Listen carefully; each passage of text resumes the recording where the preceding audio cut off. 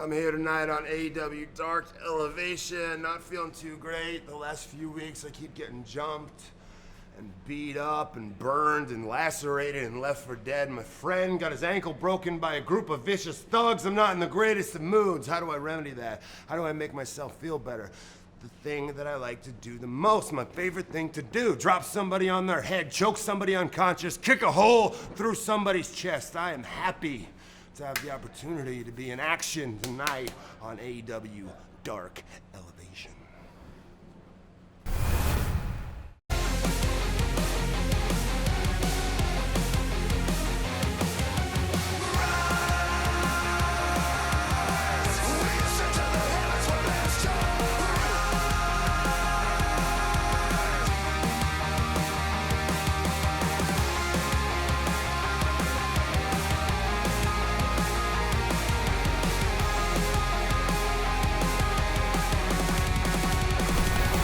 AEW Elevation!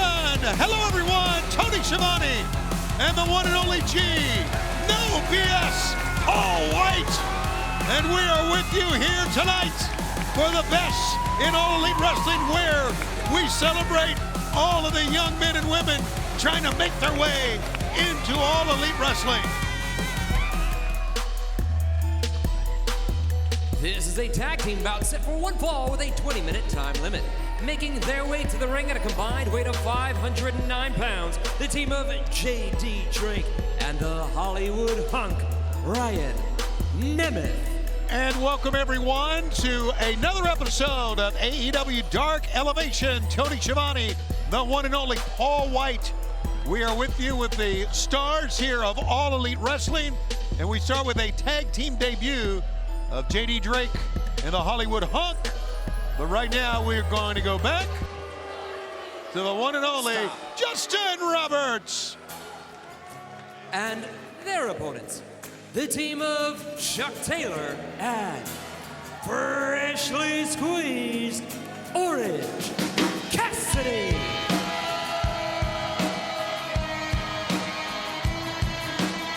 Wow, brand new entrance music for Orange Cassidy. Wow, that's huge. With your feet on the air, your head on the ground.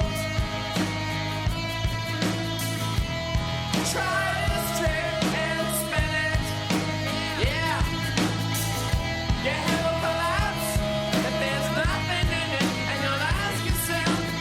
You know, How about that, man? there's ring music, and then this music totally fits Orange Cassidy. It really does. All right. Orange Cassidy and Chuck Taylor are coming up one of their biggest matches of the year. It's an Arcade Anarchy match against Miro and Kip Sabian. It's coming up on Dynamite, coming up this Wednesday.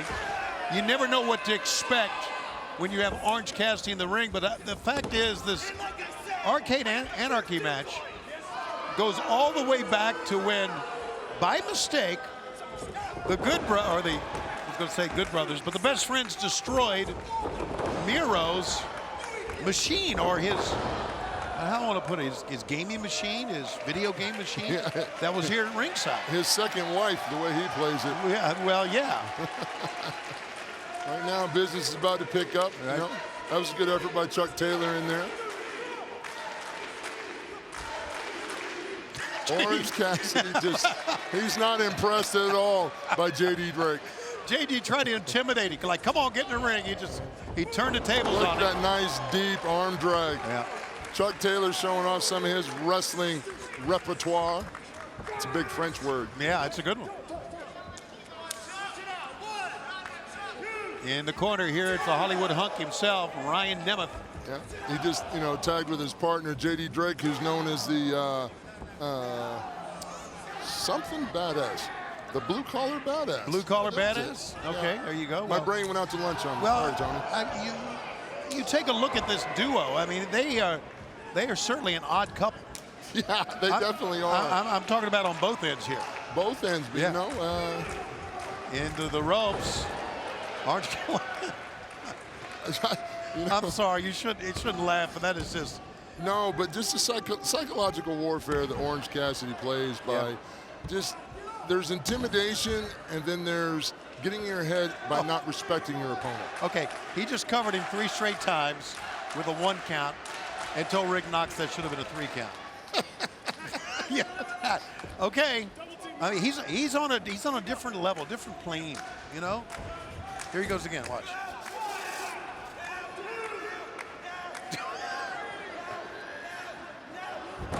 Okay, he got him over.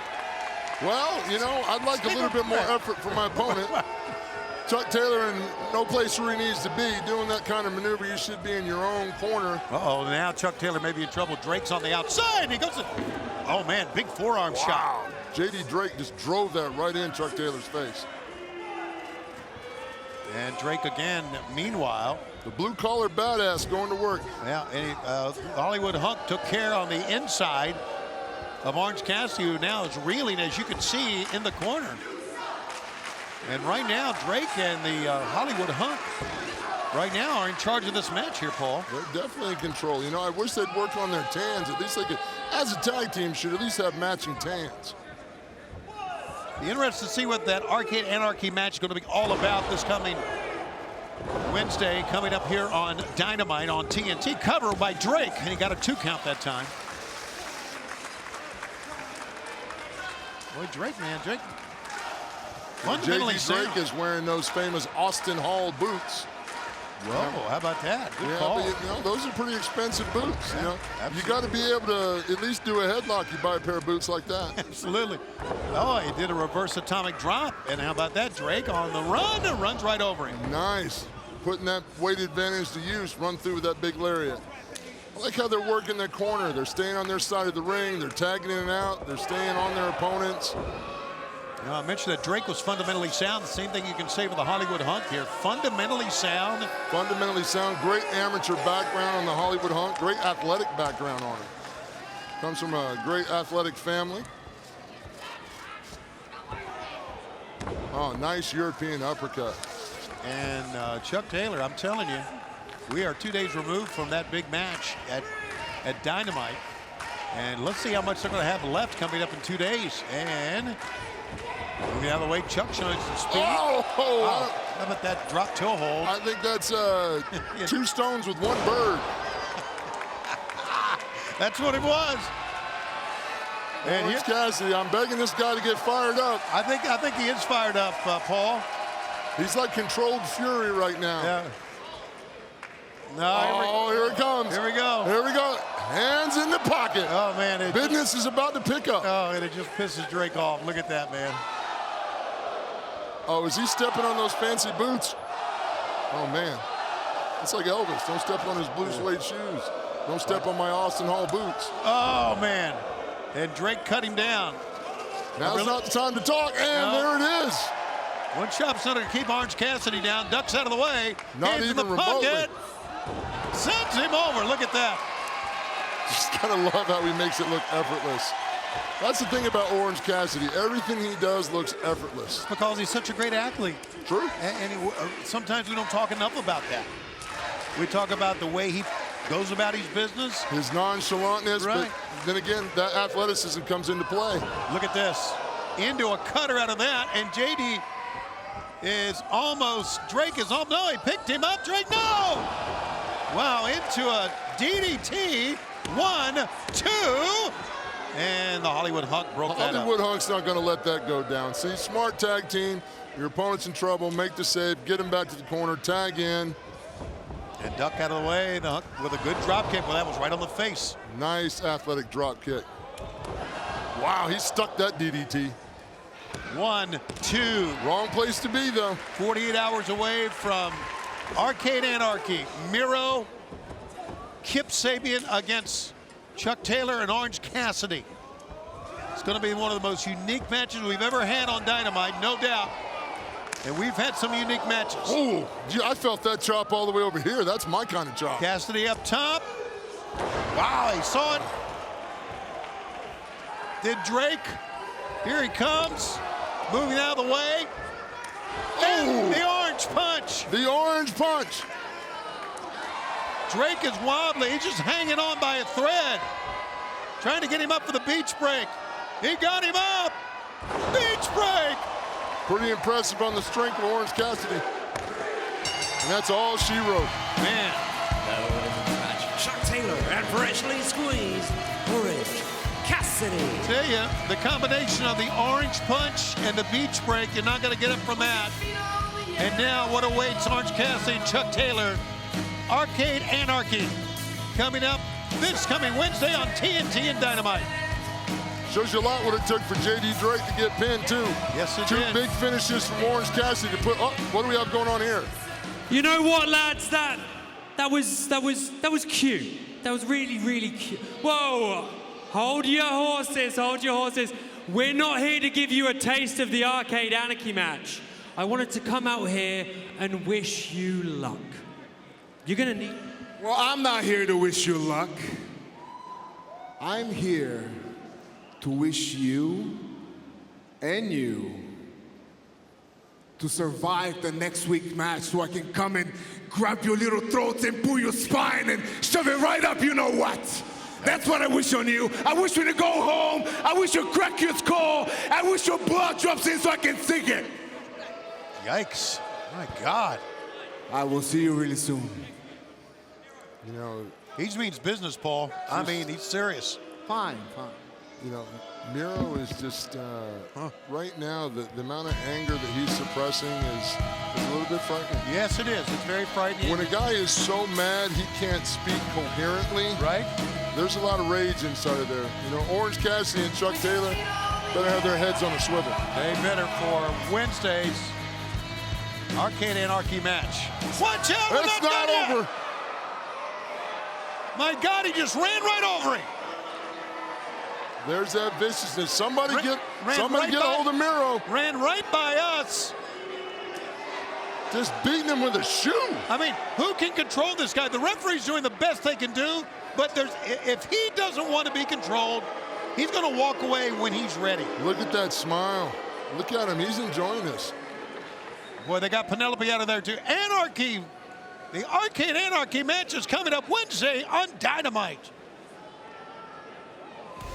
Great tag team match. Way to start Elevation in our third week. Tony Schiavone and the big man right here, Paul White. Paul, I tell you, we've got a lot going on this week, including Scorpio Sky against Matt Sidell in one of our main events. How about that? Can't beat that. Can't beat that. And we're going to see Jon Moxley here on Elevation. Jon Moxley's coming to Elevation. Jon Moxley is coming to Elevation, as well as Jungle Boy to take on Jack Evans of TH2. So we got a lot of great action. Don't you dare change that channel. We'll go back to the ring. Here's Justin Roberts. This contest is set for one fall with a 20-minute time limit. Making his way to the ring from Johnstown, Pennsylvania, weighing 240 pounds, Bill Collier. You know, Tony, I'm really excited about Bill Collier. I know tonight he's making his AEW debut. I spoke with him earlier, and he said, you know, I'm pretty pumped about working with one of the best in the world tonight. He's going to get his chance coming up here, Paul, and I tell you, Bill Collier is just very impressive walking out. What a man. As you mentioned, Johnstown, Pennsylvania. But here we go.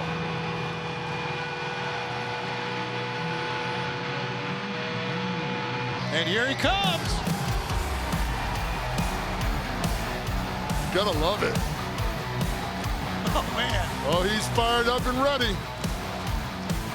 And his opponent from Cincinnati, Ohio, weighing 231 pounds, Jon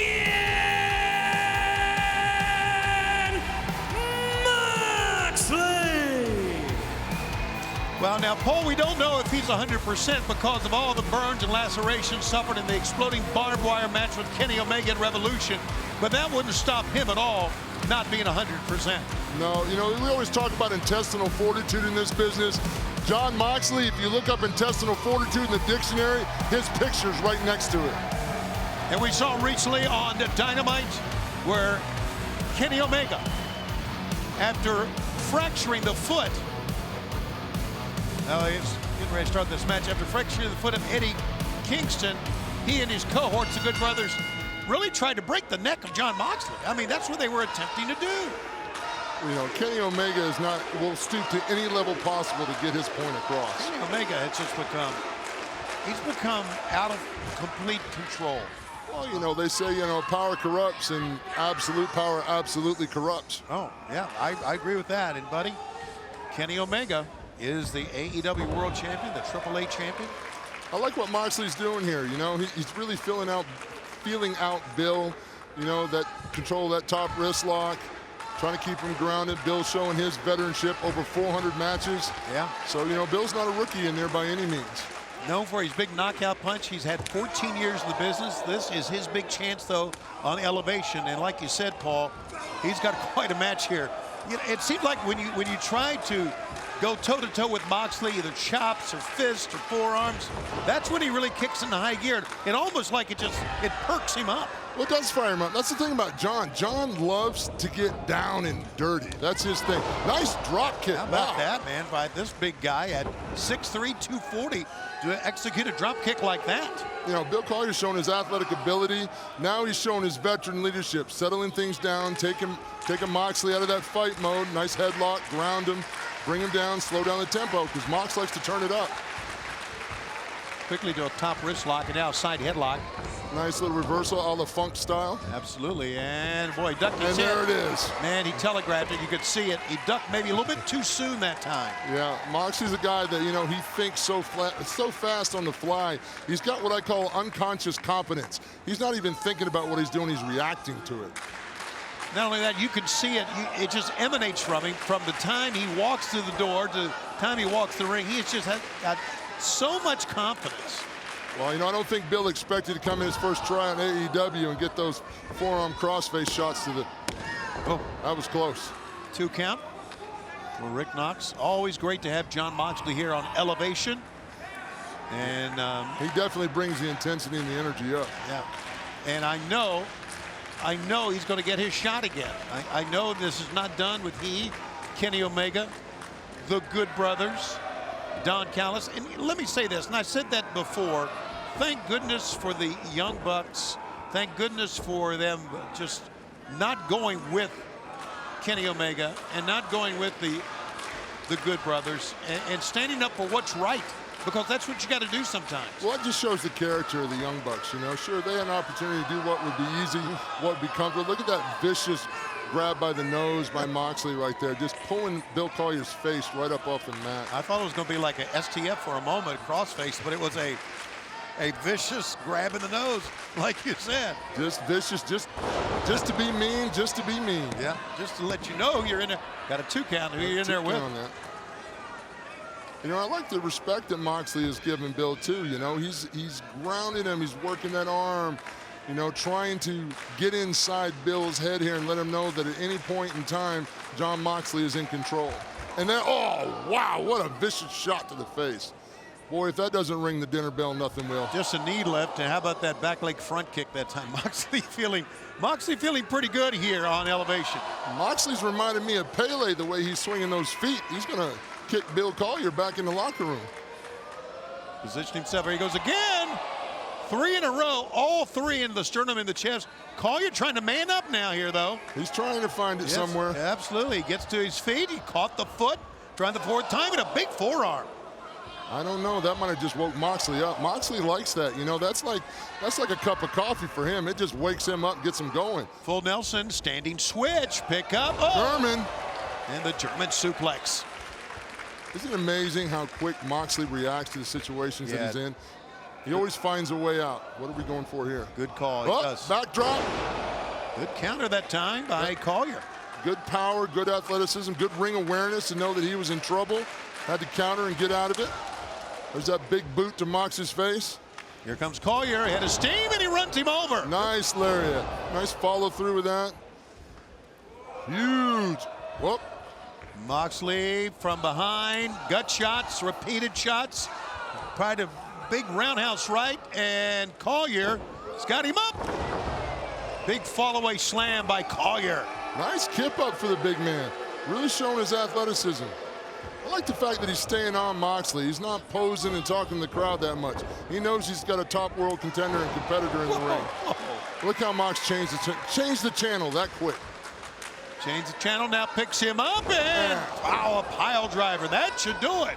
1, 2, no. Wow. Collier was able to get out. Now Moxley here with a rear naked choke. Yes, he's won a match or two like this, and that's it. Collier's out. The winner of this match, John Moxley. You gotta love Moxley. Even after he choked out Bill Collier, he ruffled his hair and said, "Good try, kid. Good try." It's called the Bulldog Choke. It's won him many matches, and it wins another match for John Moxley here on AEW Elevation. And Bill Collier making his AEW debut. You know, he was in the fight. He really was. No, I thought he really tried to bring it to Mox. I thought he represented himself very well out there tonight, but when you're in the ring with a competitor like John Moxley, sometimes everything you got isn't enough. Your winner on Elevation continues to win his 30th win in singles competition, John Moxley.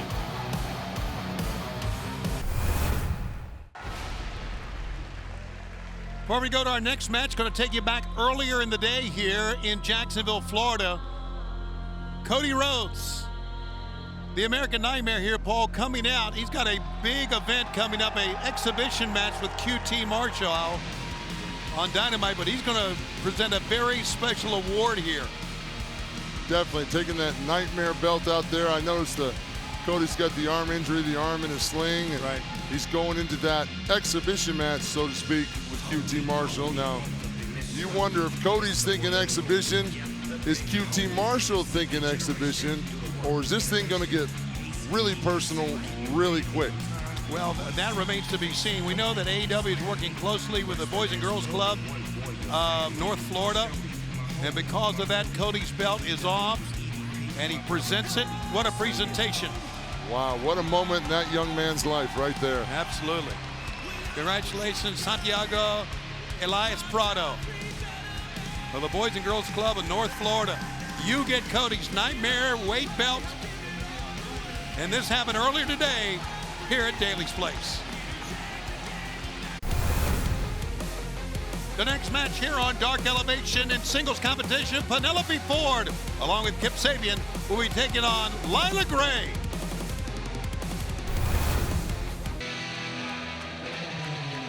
This contest is set for one fall with a 20-minute time limit. Being accompanied to the ring by Superbad Kip Sabian from Philadelphia, Pennsylvania, Penelope Ford. Well, Penelope Ford, we know her mostly as being ringside with Kip and Miro, but the girl's a sensational athlete. She is 15-6 in singles competition, undefeated here in the 2021 in AEW. I think she's had 11 one-on-one single victories. How about that? Her opponent from Queens, New York, Layla Gray. Layla Gray, 0-2, looking for her first win in AEW. Kip Sabian. Apparently Penelope not impressed. Well, coming up this Wednesday, Paul, we've got that Arcade Anarchy match, which has been talked about. Miro, as we have seen, is almost uncontrollable towards Orange Cassidy and Chuck Taylor. You know, Miro's been on quite the aggressive run lately, but, you know, if you look at Penelope right now, she's pretty aggressive against Layla Gray. Yeah, she's taking the measure of Layla Gray here. Really zipping those chops in. Layla Gray firing back. Good job. Chop for chop. A receipt, we call it in our business. Yep. A young lady out of Queens, New York, showing some patience and showing some quickness. Wow, running European uppercut. Those aren't easy to do, well executed. Snap married her over, gonna hit the ropes on the far side. And a shotgun drop kick off the ropes, both legs. One, says Frank Gastineau, and only one. Layla Gray get a little bit more weight across that upper chest, and Penelope really keep those shoulders pinned on a cover. Chin buster. And Penelope ducks out of the way, nicely done, rolls her up. And Gray just using her legs to push out of that. Penelope spin kick that time. And a big knee left, here we go again. Wow, shin kick right to the back of the head. Boy, if that won't ring your bell. Penelope trying to get back into the top 5 in women's rankings for the first time since last January. She has a very prolific gymnastics background that she uses in the ring. And you know, it's something we don't talk about enough. Here we go. Look at this. See, it's going to be one of her favorite maneuvers, the handspring. That's there. Something we don't talk about enough, Paul, gymnastics. Gymnasts are just phenomenal athletes. Oh, absolutely phenomenal athletes. Upper core, body strength, Right. Which is great base for entering in professional wrestling because a lot of the moves take a lot of core strength. Sure. You know, and definitely if you've been successful as a gymnast, odds are you're going to be successful as a professional wrestler. And Layla Gray, oh boy, from the inside out on the apron, both knees into the gut as Kip, he probably needs to be worried more about Chuck and Orange Cassidy. But he's there, 1-2 and a 2 count. He's showing support for his partner. Well, I respect that. you know Penelope's got deep down inside of her. She'll never forget how Chuck Taylor and Orange, okay. All right, get a room, get a room. And Orange Cassidy ruined her wedding on Dynamite. It's led to the... Oh, that was just uncalled for. Very innovative, right across the throat, using the ring to her advantage. You know, Penelope's got a mean streak to her. Yes. It's all led to this Arcade Anarchy match and the anger, uncontrollable anger by Miro. Look at this. Good running lariat that time.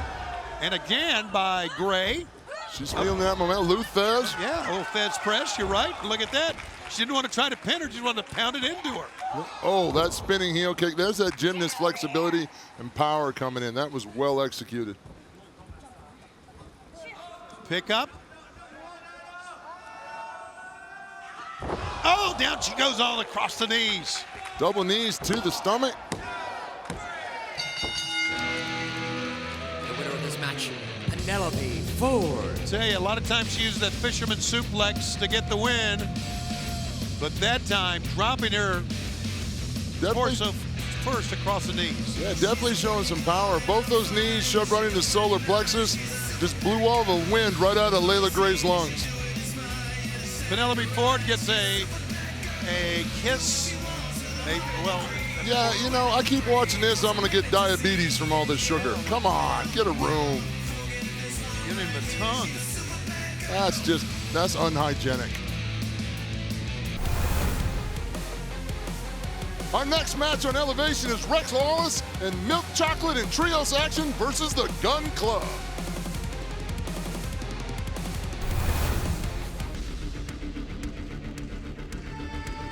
This is a trios tag team match set for one fall with a 20-minute time limit.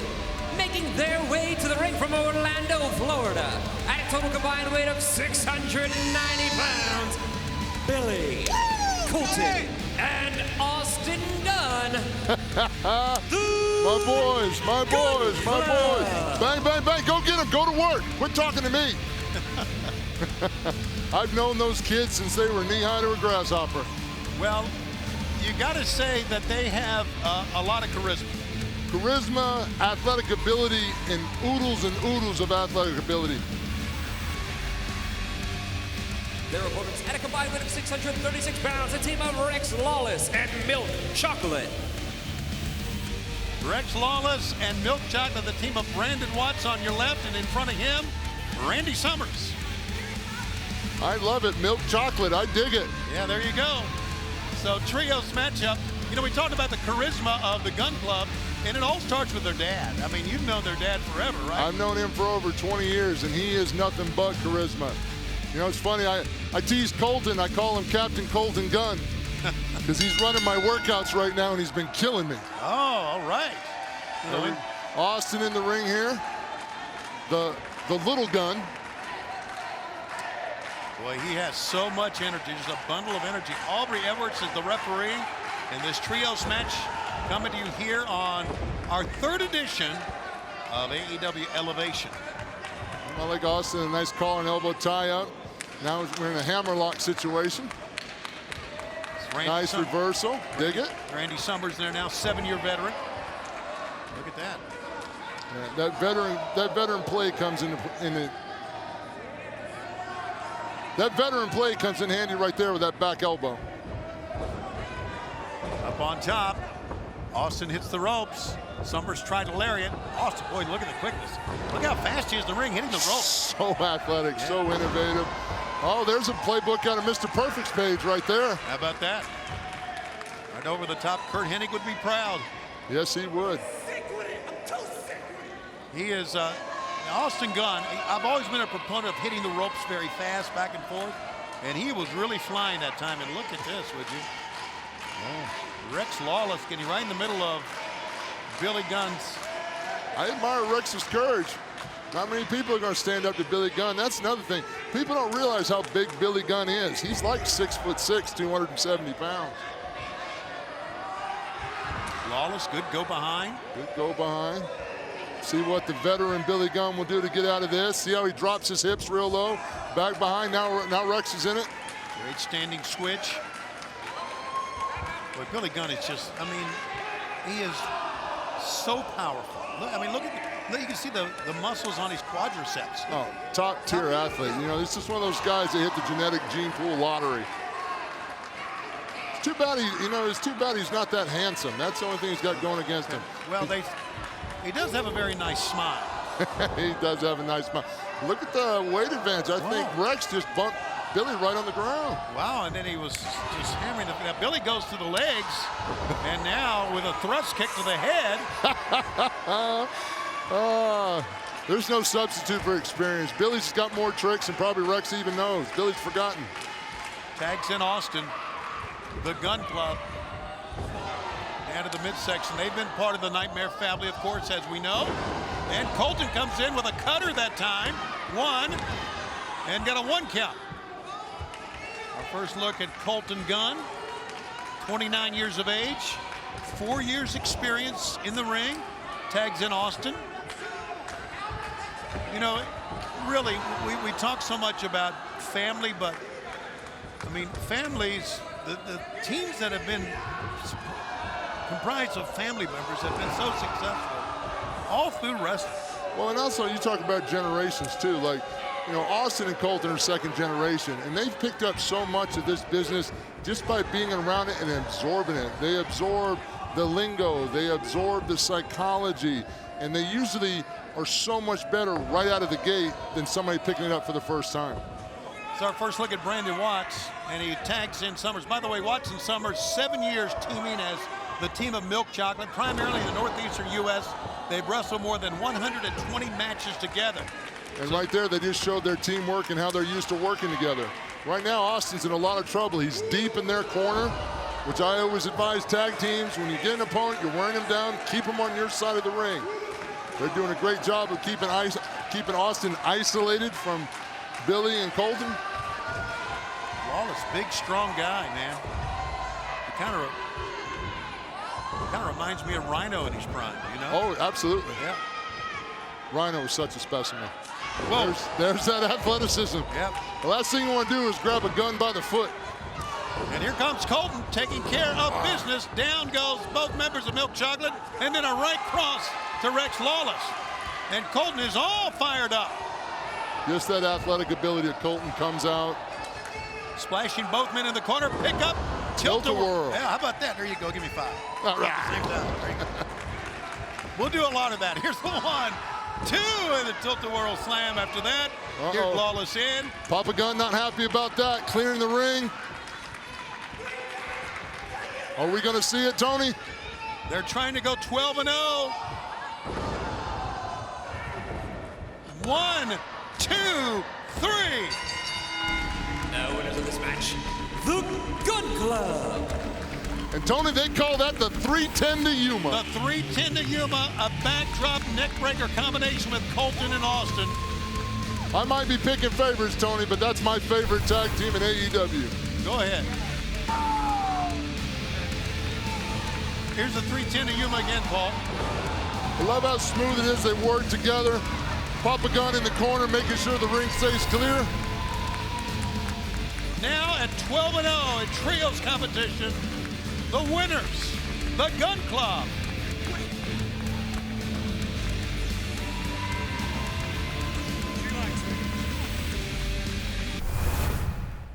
Thunder Rosa wrestling in the very first Lights Out match in Dynamite and winning over Dr. Britt Baker in one of the most epic bouts we've ever had in All Elite Wrestling. Your thoughts on that match? What's next for you? My thoughts is like, first of all, it was the first main event by women in the history of AEW, and also I was the first Mexican wrestler who does something like this. So it was not only historical, it was something beautiful. I just can't get over it. I'm so excited. Thank you to all the fans who poured out there and watch it 15, 17, 20 times. Thank you so much. And I'm not gonna take only the credit for this. This was for all of you guys, unlike Britt Baker, who of course will continue to take all the credit because she's the princess of AEW.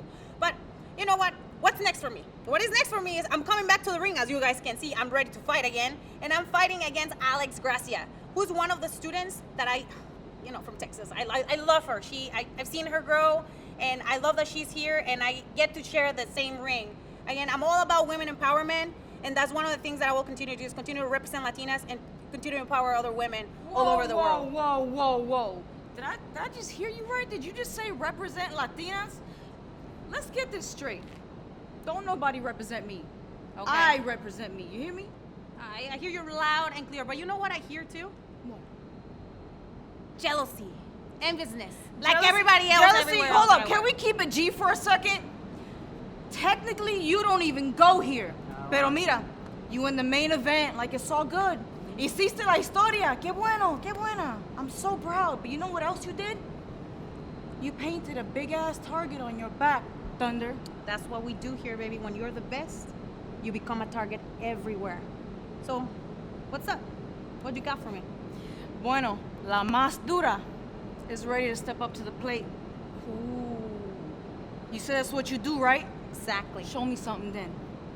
Well, call it, and I'll be ready anytime you want. I'm a bad boy. This contest is set for one fall with a 20-minute time limit.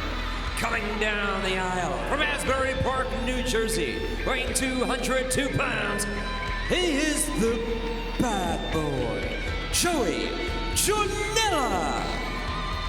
Joined by his longtime partner, Sonny Kiss, Joey Janela, the bad boy in the singles competition here on Elevation. And let's send it back once again to Justin Roberts.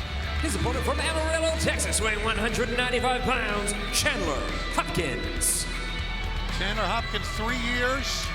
He is making his AEW debut out of Amarillo, Texas. That is the home of the legendary Funk family, as you know. So we'll see what Chandler can do here against Joey Janela.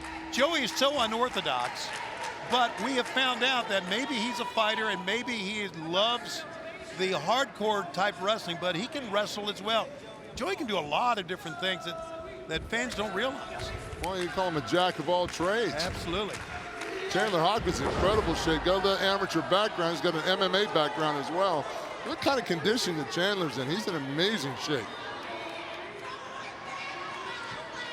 I mentioned that Sonny Kiss out here with him. He teamed with Sonny recently to beat Morales and Gargas on AEW Dark a week ago. So he's had his success both in singles and tag team wrestling. He is 4-2 is Joey Janela here in AEW here in 2021. Look at this. Good flexibility by Chandler. Well, look at. Trying to break those hips. Yeah. That's the key to that. You got to break those hips down. Get him on the mat. Chandler out of it. Headlock takeover. Good form. Chandler Hopkins showing us something here, man. Wow, look at that athleticism. A little bit too much posing for me, but, you know, he's trying to make a name for himself. Yeah, and you're going up against a guy who's headlined Fighter Fest 2019 against John Moxley. And so, why would you turn your back on him? But fist of fire now here from Hopkins. But Joey Janela, once he has you in the corner, boy, you are in trouble. He has a high threshold of pain. He loves to punish people, and that's exactly what he's doing here to Hopkins. You can see him smiling when he's inflicting that pain. He enjoys it. Hopkins with a head scissor takeover that time. Call that a flying headlock scissor takeover? Something like that. Oh, there's a German suplex. But Joey Janela, man. I don't know what Joey expected in this matchup, but Hopkins has been very, very impressive. And once again, this is what Elevation is all about. Take a look at these kids making his debut here in AEW. Yeah, the amount of pressures on these athletes to come in here, perform, set themselves apart from everyone else, and try to get a victory out of here. And you've got somebody like Joey Janela in there who is very unorthodox with a huge bag of tricks and a little bit of crazy to go with it. Yeah, a lot of crazy to go with it. And as you can see, Hopkins slinks to the corner. Mike Posey, the referee here, and checking to see if Hopkins is okay. And Janela will send him into the other corner as well. Joey Smart using that ring to do the work for him.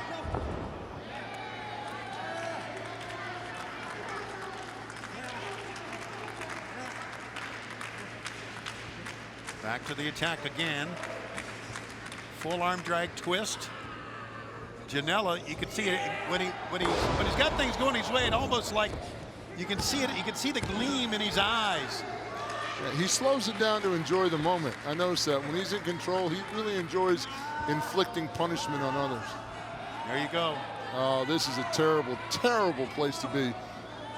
Chandler Hopkins right now. Both shoulders getting pressed out of the socket, that knee in the back of the spine. Makes it almost impossible to take a deep breath right there. Almost a surfboard type maneuver into the midsection. Boy, Janela just fired right back again, man. He took what he had and fired right back, and now on the outside. Well, Hopkins landed on his feet, and that's probably luck for him. Hopkins is trying to get some momentum going, but Joey's not giving him the chance. Uh-oh, Joey's going to go through the ropes, it looks like. Watch out, here he comes. Tope Suicida, and Hopkins, back of the head, hit the safety rail that time. And here comes Hopkins, over the top! Right back at you, Joey. How about Hopkins taking flight? A swan dive over the top. Well, if you're going to make an impression, go all out. There is no tomorrow. Hopkins perched on top, Joey. Full press slam. Wow. Hopkins was wiping off that top turnbuckle to make sure his footing was okay, and that gave Janela time enough to reply. Nice spinning back kick. There's some of that MMA background. A handspring. Tried a kick that time from a handspring, and Janela ducked out of the way. Well, that wasn't the time to showboat there, Joey.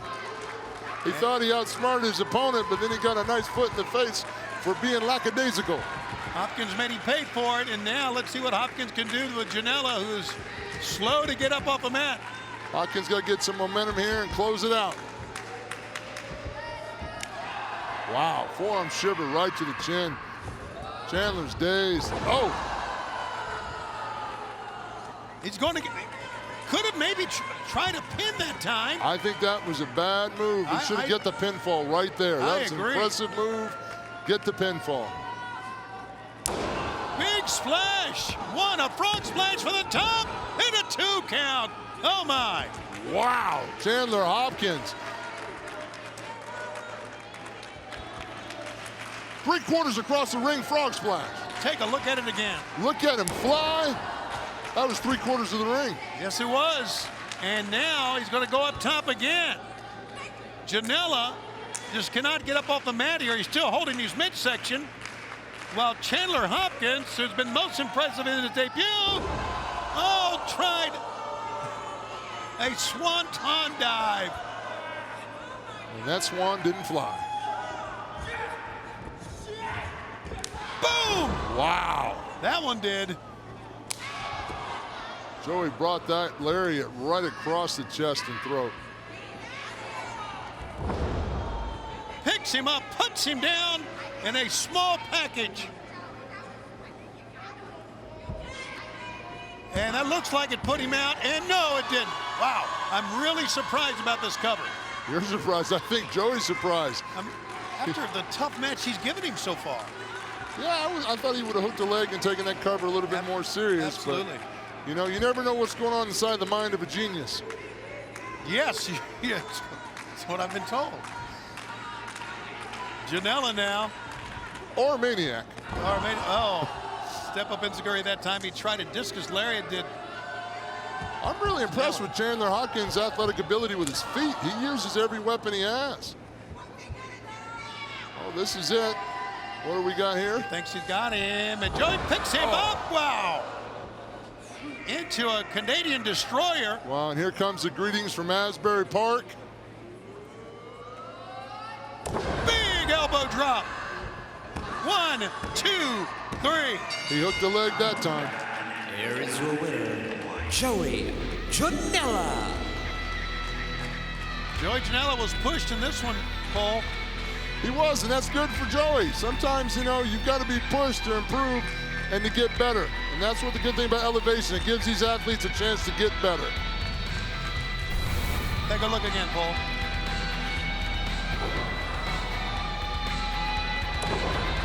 That elbow off the top, that Asbury Park is just so solid. All of his body weight right across the upper chest. Chandler Hopkins probably didn't know where he was. Your winner in singles competition is Joey Janela. And back we go again here on Elevation to Dasha Gonzalez. Angelico, I'm so sorry to ruin your vibe at the moment, but I was wondering to see if I could possibly get in a word in with Jack Evans. Jack! Dasha wants an interview. Again. Oh, God. What do you want, Dasha? Jack Evans, tonight you face Jungle Boy in the ring. How do you prepare for an athlete of that caliber? How do I prepare? I don't need to prepare. All I need is my coffee, and that puts me in position to put Jungle Dork in a state of unconsciousness and pin him 1, 2, 3. And just to show my disappointment with AEW for putting me in the ring with these Jurassic people, I might take his unconscious body and melee Lucha Dorcas and Marco Vront after the match just to send a message. And that message is, hazelnut creamer does a body good. Anything else? Dasha? That's all I got for you. Now, Angelico, you do know that there is no music playing. It's all up here, Dasha. It's all up here. You just don't understand. Dasha, leave me alone. Oh, God. Constantly bothered. Just, oh, these kids.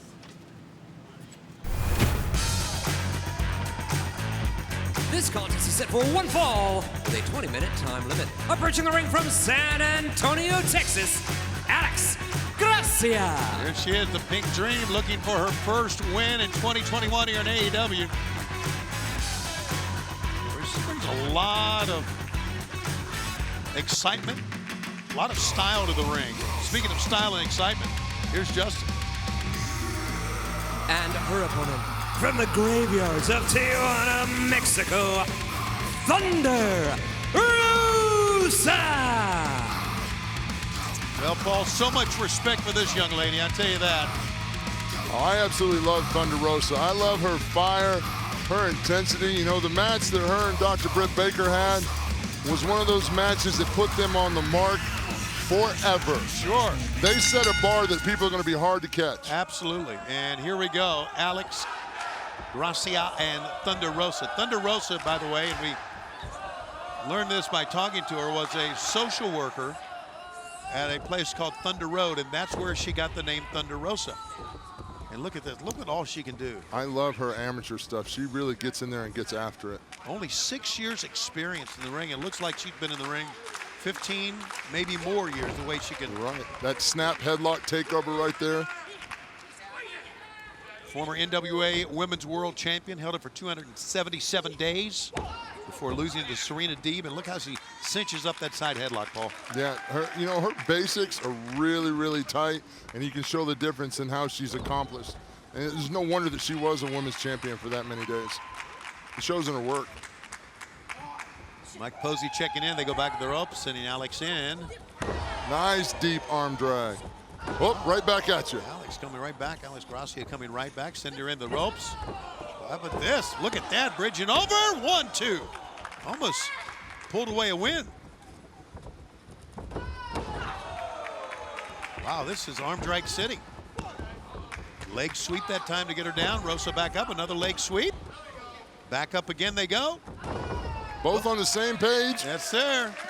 That's a pretty good contest right there. Look at Thunder Rosa smile. She's enjoying this. All right. Alex Gracia with plenty of, well, I'll say plenty of quickness, but she was out quick that time.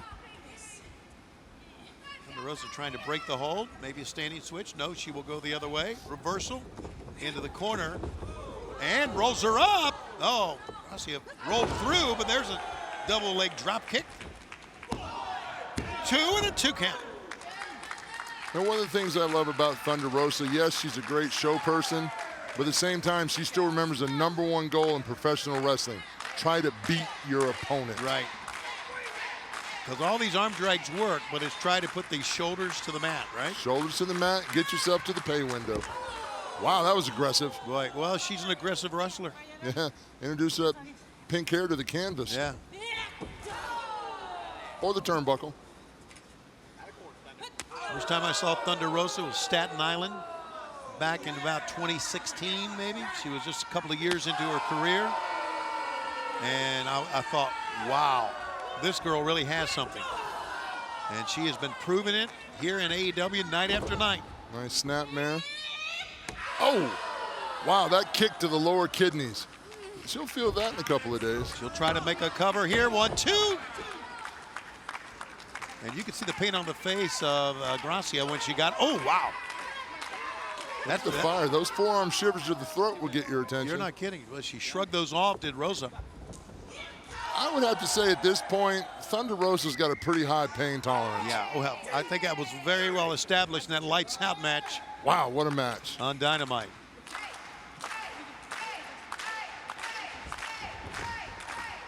Reversal.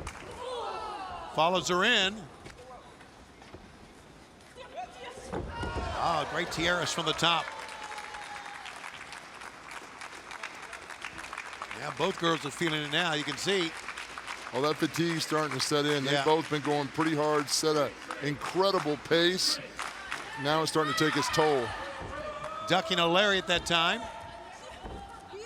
Got her hooked. Oh! Nice Russian leg sweep. Wow, she went deep on that one. Great counter by Thunder Rosa.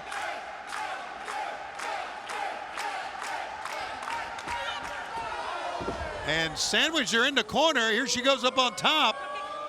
Both knees. Here she comes again, trying to get a head start. Rosa comes in with a drop kick. Pinned up against the bottom turnbuckle. And that may do it. 1, 2, no, it did not. Wow, great resilience on Alex Gracia. That really should have been it right there, and still have the presence of mind to kick out after all that. He's got her picked up. This could be, well, Gracia slipped from behind. Oh, got her in the back. Nice kidney shot. Why don't you go try that sit-down pile driver of hers, which is her move. Oh, boy. Yeah, she calls that the reverse nightmare. Beautiful nightmare, I'm sorry. Beautiful nightmare. Got it hooked. Picks her up. Oh, there it is. The Fire Thunder driver. And it's over. There is your winner, Thunder Rosa. Well, Thunder Rosa continues to win. She's now 12-5 here in AEW. Alex Gracia used her quickness, but it didn't work out in the end. And from the graveyards of Tijuana, Thunder Rosa wins. There you go, Thunder Rosa has her up high, drives her to the mat. 1, 2, 3, hooks the leg deep, weight on the shoulders. That's how you get a win in a pinfall. Thunder Rosa with a win here on Elevation in All Elite Wrestling. Yeah, things looking real good here, Butch. You're getting the job done. Keep it up, huh?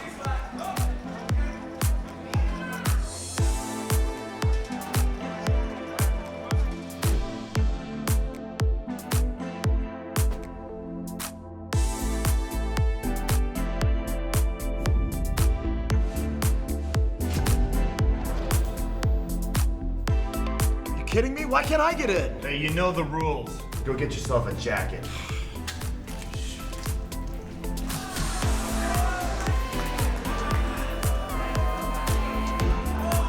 Put it all on black. No. I'm a stats man myself, and the stats say we should put it on red.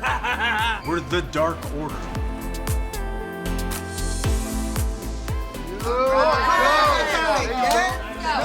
I'm gonna need the new X-ray machine.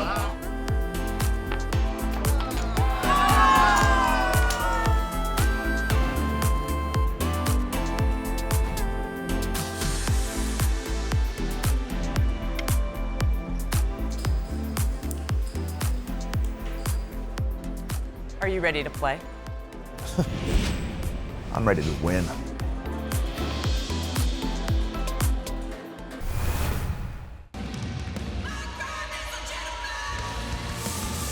Following contest is scheduled for one fall with a 20-minute time limit. Making her way to the ring originally from Moscow, Russia, Legit Layla Hirsch. Layla, who just recently signed with AEW, lives up to her name because she's legit. She's definitely legit, Tony. She's become one of my favorites here real fast.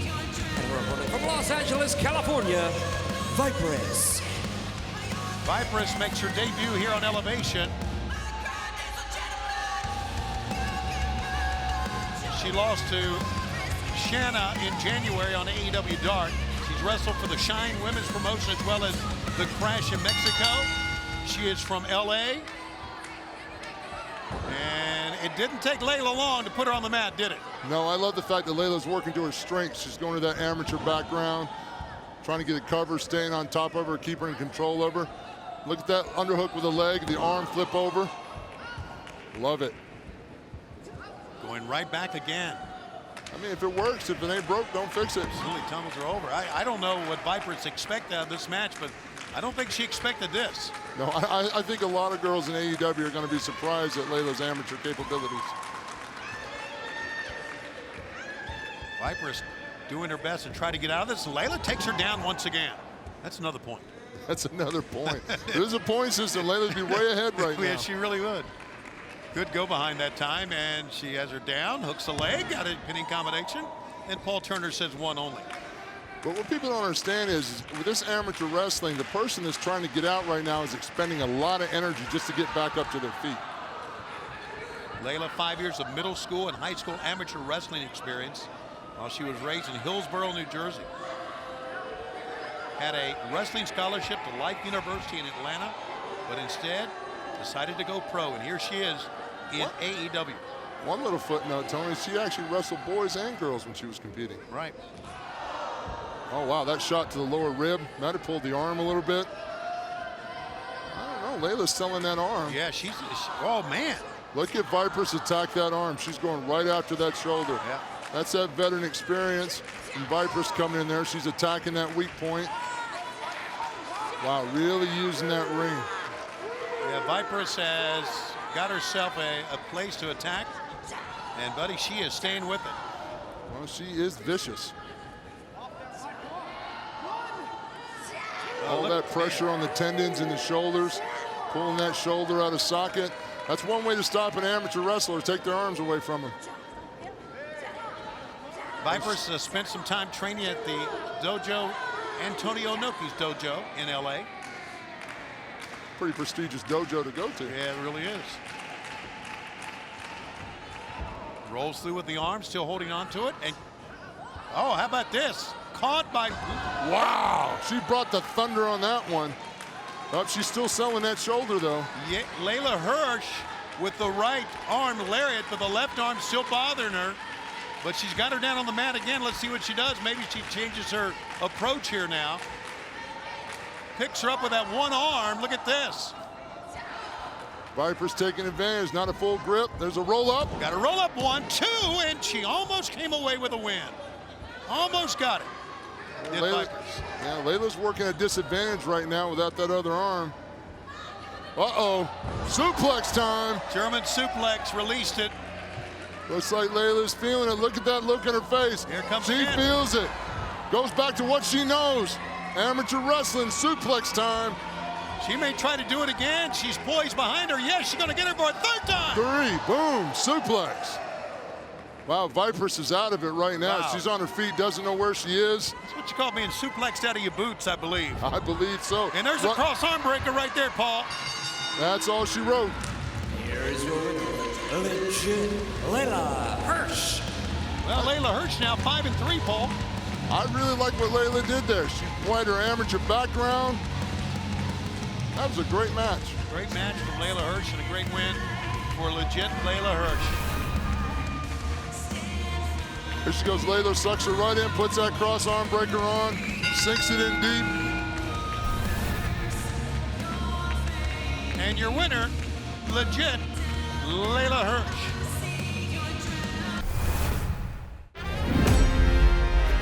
We didn't even really get to touch on you and Sean Spears. How's your back? It's a little bit sore. Oh my God. What's up? I want to talk about wrestling with the week. Whatever we have interest in, we're going to chop it up. Did you get the PS5? I'm over here all weekend playing PS4 like a heathen. Scorpio Sky and myself, James Willems, we got distracted. We're going to be talking about video games. We're going to be talking about pop culture. Have you seen the New York subway rat man? What? We're going to be recapping AEW. It's the most exciting part of the show. We're basically going to be talking about the week. We got a lot to get into, man. It's also what the people want to see. Oh my God. Voila. This is progress. Scorpio Sky, James Willems, Wrestling with the Week. Wrestling with the Week. It's going to be a lot of fun. Make sure you subscribe now. Woo! It's beautiful. I love it.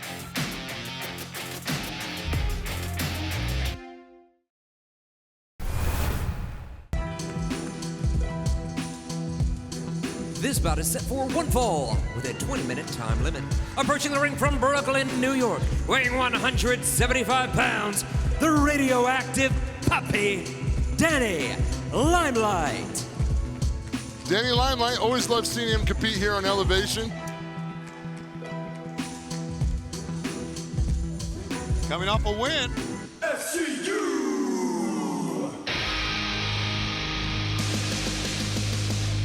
And his opponent from Southern California, weighing 210 pounds, Frankie Kazerian. Dave Paul, truly one of my favorites here in AEW. You just can't deny what Kazerian has done in his career and what he continues to do each and every week. I mean, he is 10-0 here in 2021, a guy who's been 22 years in this sport. And he and Christopher Daniels ranked #1 in the world in tag team in AEW. Yeah, I love Frankie Kazerian too. He's got that veteranship in the ring. He's got those rugged good looks, that California tan. You know, he knows what he's doing in the ring. This would be a nice little challenge for Danny Limelight here tonight. That's right, here we go. And we also been told by Kazerian he may come up, may get a chance to unveil a brand new move here tonight. Oh, exciting. Yeah.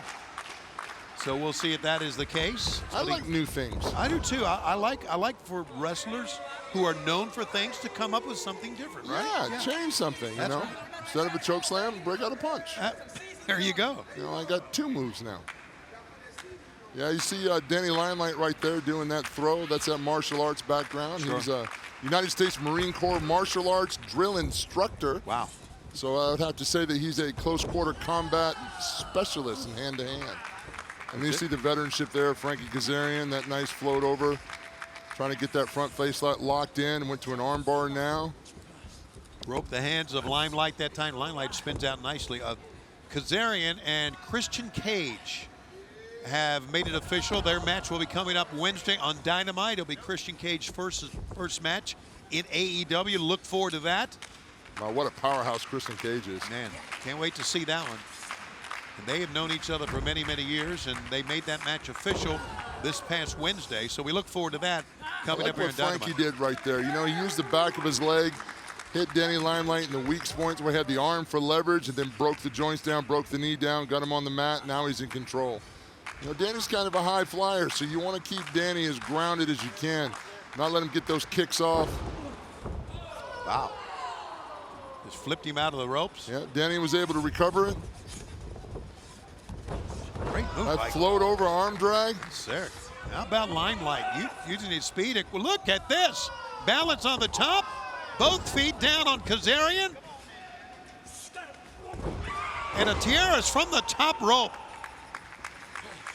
Amazing ability and balance here by Limelight. Limelight has no fear. I mean, of course, he's a former United States Marine, so you definitely know he doesn't have any fear. Released that German suplex. He landed on his feet that time. Knee lift, though. Boom! Wow, he brought that with authority. He sure did.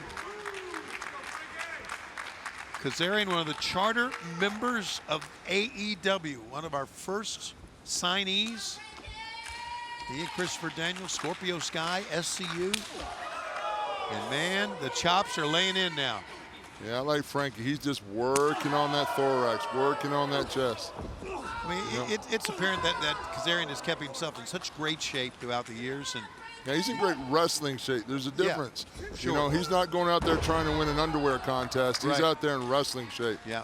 Guy like Frankie Kazerian, with his experience, he can wrestle 45, 50, 60 minutes out there, make it look easy.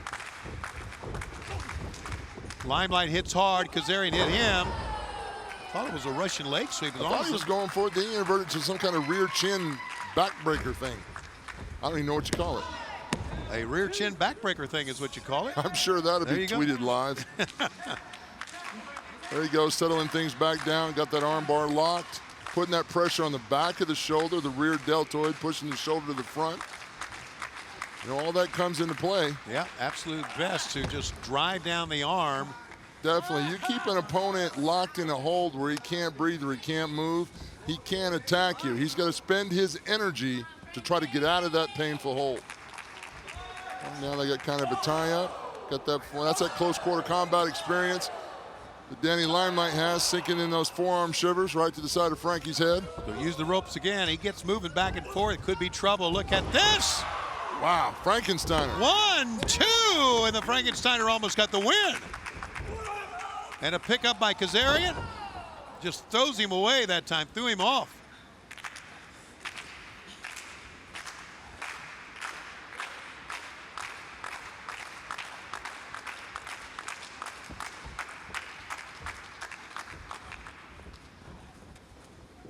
Pick up, belly to back.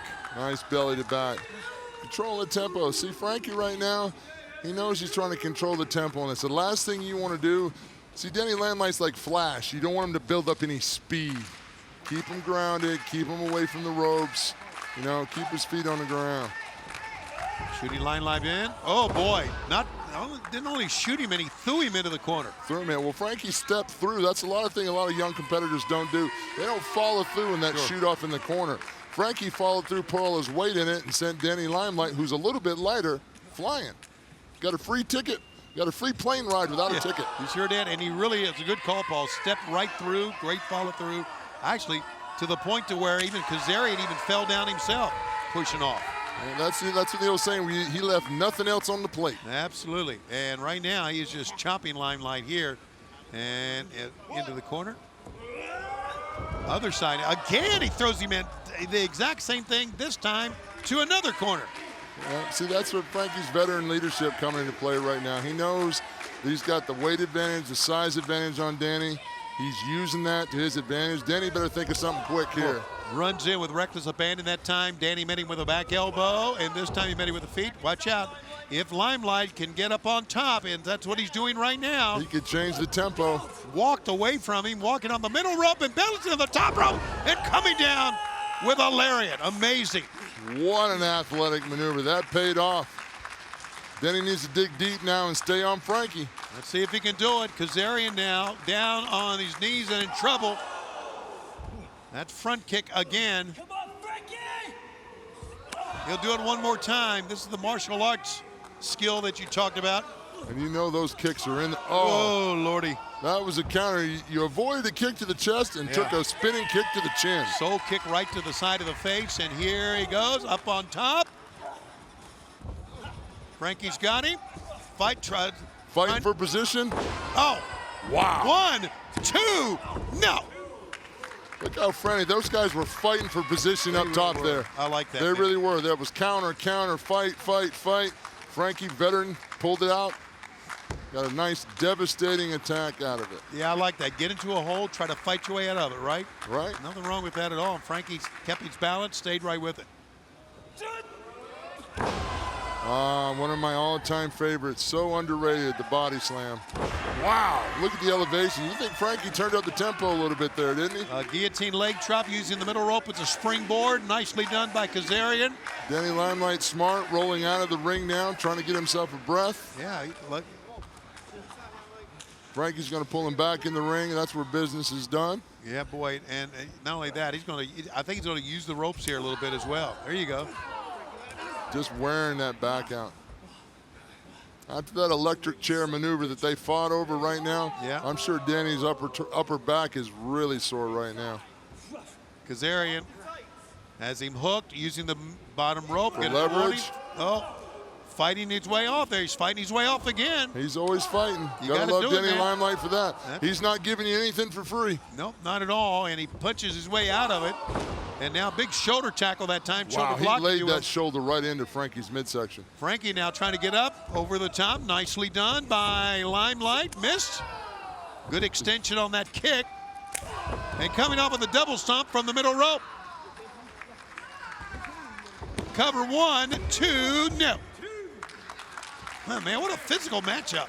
Yeah, these guys are really laying the wood to each other, you know. It's been a very aggressive back and forth fight between these two. I'm really enjoying it. Yeah, I like aggressive fights. Yeah, I like it snug. Yeah, me too, man. I'm with you. Limelight again going up top. Hooked, though, by Kazerian. Kazerian with a just hammer that lock. veteran move. And oh, there it is. Oh, my goodness. Is this what he's got? Is that a cross-face chicken wing? Yes, that's what it is. Well, the winner of this match, Frankie Kazerian. How about that? Pulling out that. Well, I like that. Frankie going old school on us. That's there. Killer Kowalski style, buddy. You sink that in, you're going to tap out real quick. Frankie Kazerian goes to 11-0 with a cross-face chicken wing. He told us to pull out something new, and it ended up being something old. Look how deep he sunk this in. The arms hooked, forearms across the throat. It's all over. Another win for Kazerian. He just made a Marine Corps martial arts drill instructor tap out. Uh-oh, look who's coming out. Oh, boy. Christian Cage has arrived. The challenge was made by Kazerian this past Wednesday. We're coming up on Dynamite this Wednesday. Gotta love this guy. He is the coolest guy on the planet right there. I've never seen that guy sweat. I've been with him all over the world. Christian, he has the coolest personality going. It'll be Christian Cage and Kazerian one-on-one Wednesday on Dynamite. Can't wait to see that.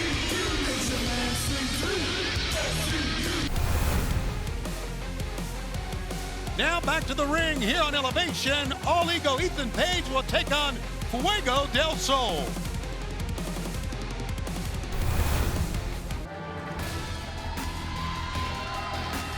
This bout is set for one fall with a 20-minute time limit. Making his way to the ring from Mobile, Alabama, weighing 165 pounds, Fuego del Sol. Next match here on AEW Dark Elevation is going to feature this man, Fuego del Sol, in a matchup here. He is looking for his very first win here in AEW. Now let's go to Justin Roberts. And his opponent, from Hamilton, Ontario, Canada, weighing 225 pounds, All Ego Ethan Paige. Well, since his arrival here in AEW at Revolution, All Ego Ethan Paige has certainly made an impact. I gotta love the charisma of All Ego Ethan Paige. His confidence just pours out of him. He has zero shame. He's going to go out there and play his game his way, and he's going to make it happen the way he wants it to. I admire that. You really got to believe in yourself to be like that. I mean, you really got to deep down think that you are the very best. It's a gift. Right. If it gets you through and gets you to the top, sure, embrace it. And, of course, if you've been watching Sammy Guevara's vlog, you know all about Fuego del Sol trying to land an AEW contract. And considers himself, are you ready for this? Alabama's top luchador. So there you go. Fuego picked up this time by Paige. Look at Paige. Paige showing some strength. He's trying to go for his ego's edge already, trying to end it. Well, you don't get paid extra for going longer. No, you don't. Look at Fuego, man. Now, he is obviously his weight is only at 165, so Paige has the weight advantage, but Fuego del Sol's flying around the ring here. Fuego del Sol, the self-proclaimed master of the Tornado DDT. Oh, he threw it off. No win today. You saw that coming, Paul. Look at that shoulder tackle run through.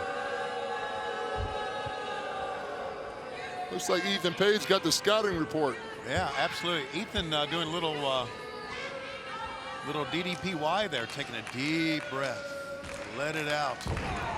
And concentrate. Now we can settle down and get to business. Start grounding Fuego, keep him on the ground, take away that high-flying offense. Really working that spine. You know, that maneuverability, that flexibility, attacking that spine, Ethan Paige is taking that away from Fuego, so we may not get to see the master of the Tornado DDT. Fuego's got to dig deep here. Ethan Paige is just imposing his will on him any chance he can. You see Bryce Remsburg, our referee, making sure that he was still in this match. Because Ethan Paige, wow, man, you're talking about some power. That was pretty vicious. Yeah, that's a great use of your leg strength that time with that follow through. Oh, that's everything. That's shoulders to ankles. That's a complete follow through. All that torque. You know, he just sent Fuego flying to that corner turnbuckle out of control. Oh, vicious double stomp to the lower spine. Ethan Paige earned a black belt in Taekwondo and karate at age 16, but he stopped to pursue a career in wrestling. And here he is today, a big part of AEW, and here on Elevation. Look at that gut wrench. Sinking that gut wrench, putting that pressure on the spine, through the stomach, squeezing those abdominal walls, cutting off the blood flow to the legs. You've been known to put that on a time or two, I do believe. It works. Yeah, man, it does work. People don't understand, through the stomach's one of the biggest arteries in the body that feeds both a leg full of blood. You cut that off, you can make somebody's legs go numb real quick. Well, let's see, Fuego del Sol trying to get out, but he just cinches up again. Back elbow, look at that, he shrugged it off, man. Oh, just like a dog with a bone, shaking it. There you go, Fuego, hit those elbows in, hit that chin. He's got him reeling here. Oh, he got him by the trunks, and then a shot in the back. He's got him hooked, leg and arm and backbreaker. Right back to the spine. Gotta love Ethan Page's work ethic right now, just attacking that spine, breaking him down. Here's the cover. Two, and he pulls him up by the mask. Wow. I've never been a fan of that. No, I've never been a fan of it either. I get it, if you're in control, it's an arrogant move, but you know, you don't take a sure thing, you know? If you got a pinfall, get your pinfall and get to the pay window and get out. Well, Paul, we've seen a lot of matches. You've been in a lot of matches. That's backfired many, many times before. Many times. I think I did it once and it backfired on me. Yeah. So there you learned, didn't you? I learned. Okay. My gosh, if I got him pinned, I'm not letting him go. Absolutely. And Fuego just doing everything he can to pull himself up, pulling up on the knee pads, everything. Showed a lot of heart here. Yeah, he really is. He slaps Ego in the face. He should come with a closed fist instead of an open palm strike. Telegraph that. Fuego using his quickness, moves out of the way, hits the ropes. Oh, coming off of the moonsault off the middle rope, springboarding that. Kicks him down. Fuego trying to get his breath. Maybe he's in the corner. Maybe he's going to try to hook the Tornado DDT. Yes, he is. Oh, but he got caught. One of these days, Fuego's going to hit that Tornado DDT and the roof's going to blow off the building. Well, that was close. He had him in position, but... What's Ethan Paige doing here? Oh, no. Oh, wow. Another backbreaker, this time using the top turnbuckle pad and that steel turnbuckle.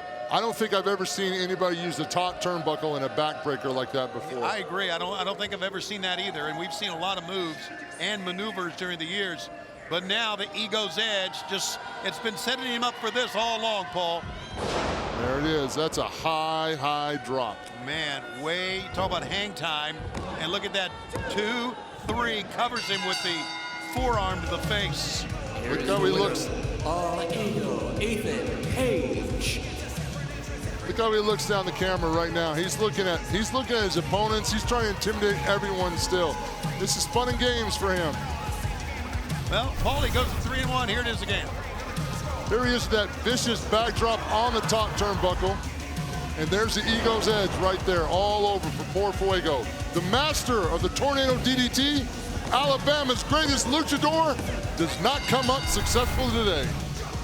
Ethan Page now 3-1 here in All Elite Wrestling. A winner here on Elevation.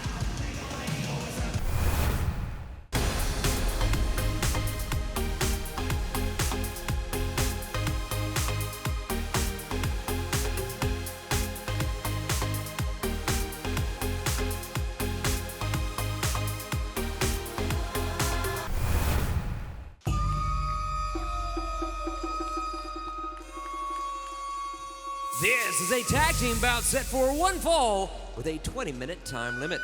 Soon to be making their way to the ring, the team of Ty Conti and the AEW Women's World Champion, Hikaru Shida. Great team here together.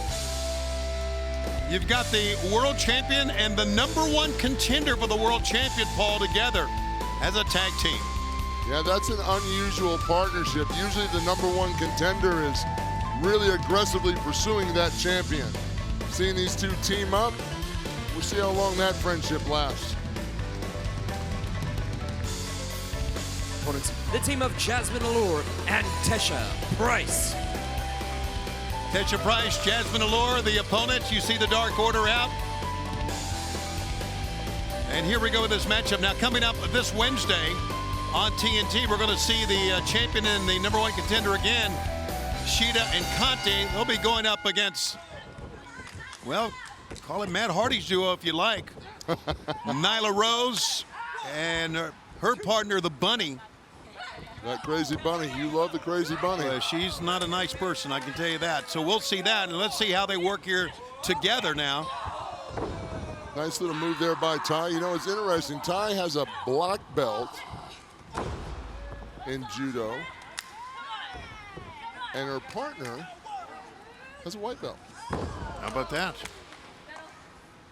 Great teamwork. Back and forth they go. Well, I like how they're isolating the corner there, keeping their opponent in the corner. I stressed a nice arm drag. Wow. Really just snapped her over. See how she grabbed by the upper elbow and locked the joint, so you had no choice but to go with the move? Right. That's that martial arts expertise there. Chin buster? Yeah, chin buster, jawbreaker by Allure. She goes over, and Price will come in now. Tesha Price, we've seen her before. She's got a lot of fire, a lot of vigor. She hits the bottom rope, tumbles forward, and great back spinning elbow that time.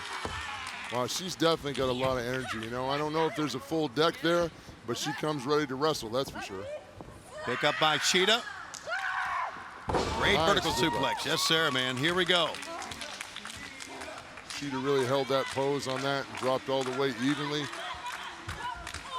She was spinning to make contact, and Allure made her What contact. a pump kick. Did you see that, Tony? Absolutely, from Ty Conti. Wow, that was in there. So Ty now goes back out to get the exchange here. And here comes teamwork here, but Shida and Conti, knee strikes on either side. Exchange opponents that time. And both now with submission holds here. And both are in the ropes, so both will have to go to the break. How about that? Both double triangle chokes, double running high knees in the corner. And there it is. Oh boy, the DD tie. One effective finish. It is over. Didn't take them long. Didn't take them long. The team of Hikaru Shida and Ty Conti. I really like that team. They work very well together, very on the same page. Great teamwork, great martial arts background with the both of them. They're going to have their work cut out for them on Wednesday night on Dynamite against Nyla Rose and the Bunny. But here's the DD tie again. You see how Ty leans forward when she hooks that hammer lock? She really cranks all her momentum and just drops all the weight on the top. Just really sinks it in there. Ty Conti and Hikaru Shida together as a team, the winners here on AEW Dark Elevation.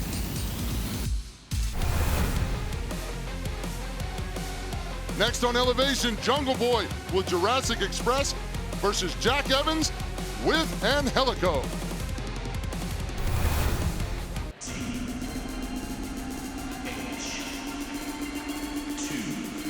This bout is set for one fall with a 20-minute time limit. Making his way to the ring from Parkland, Washington, weighing 172 pounds, Jack Evans. Certainly one of the most fluid, one of the most acrobatic wrestlers that you will find anywhere. Jack Evans, 16 years experience, and he's collected some money thanks to Matt Hardy this past year, doing some of Matt Hardy's dirty work. With that in mind, back we go to the one and only Justin Roberts. There we go. And his opponent from Valley Village, weighing 168 pounds, Jungle Boy.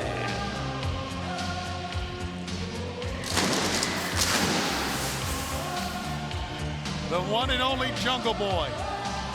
3-0 in singles competition, 23 years of age, 5 years in the business, and just I'm telling you right now, first time he's ever faced Jack Evans. You're looking at a major star in the making, Paul, wouldn't you agree? Oh, Jungle Boy, without a doubt. He's actually a workhorse, too. He's had the most matches in AEW. I think like 62 matches he's had in AEW so far. So when you got that kind of a workhorse ethic, you're that good looking, that athletic, you know, he's on a track to be a big star. He comes out, of course, with Jurassic Express. And this is one of our feature matches coming to you this week on Dark Elevation. And it should be a good one. Boy, I tell you, Jack Evans will not back down, that's for sure. Absolutely not. This should be one heck of an athletic contest between these two. He and Angelico, 4-time AAA World Tag Team champs. So they have had championship gold all over the world and a AAA World Cruiserweight champion. He's held 4 single titles all over the world.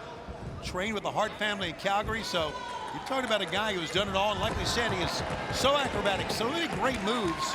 And Jungle Boy right now content, which is not bad, keeping the guy down off the top ropes and keeping him on the mat. Yeah, I like that headlock takeover. That was pretty crisp. Good cartwheel out of that by Jungle Boy. Look at that. Jungle Boy sinks that headlock take in over deep. His feet aren't even on the ground when he does his turnover. All his body weight comes right down on the chest. It's an amazing headlock takeover. Jungle Boy in the leg scissor here. Jack Evans applying that Calgary training. Nice leg sweep.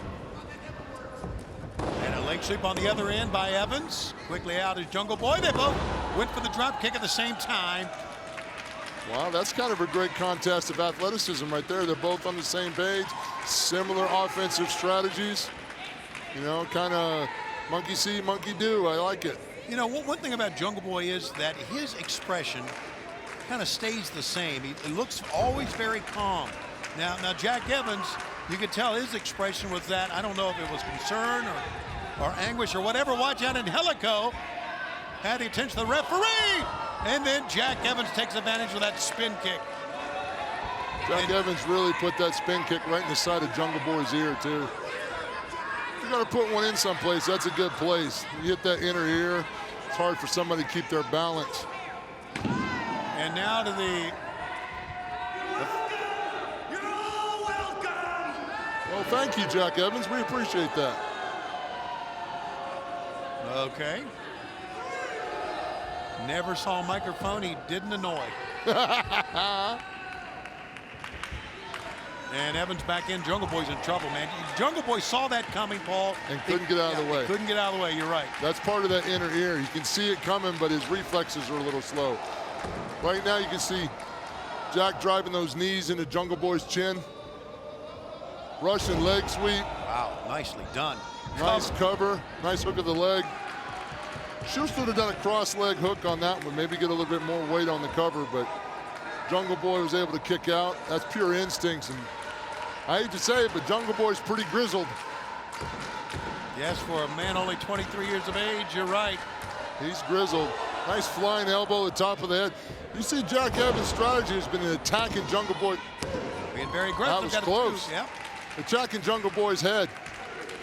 Get him dizzy, get him off balance, get him concussed. Can't compete. Jungle Boy was on the very first match ever on Elevation a few weeks back against Danny Limelight. And he is tied for third in overall wins at AEW. Wow, Jack Evans is just vicious with those blows. Really sinking them in nice and snug. You see Jungle Boy right there. He doesn't need to go right or left, doesn't really know where to turn. He's a little out of it. His instincts are keeping him on his feet right now. Impressive body slam by Jack Evans. Oh, there we go. There's some more of that Calgary experience coming in, that Calgary training, that arm bar. Oh, Jungle Boy turned into a pin. Look at the power, Jungle Boy. Oh, into a sit-out power bomb. How about that sit-out power bomb? You're right about that training in Calgary, known very well in the dungeon, where they could stretch you in many different ways. Oh, they'll hook you in a heartbeat. Yes, anybody that comes out of that Calgary dungeon.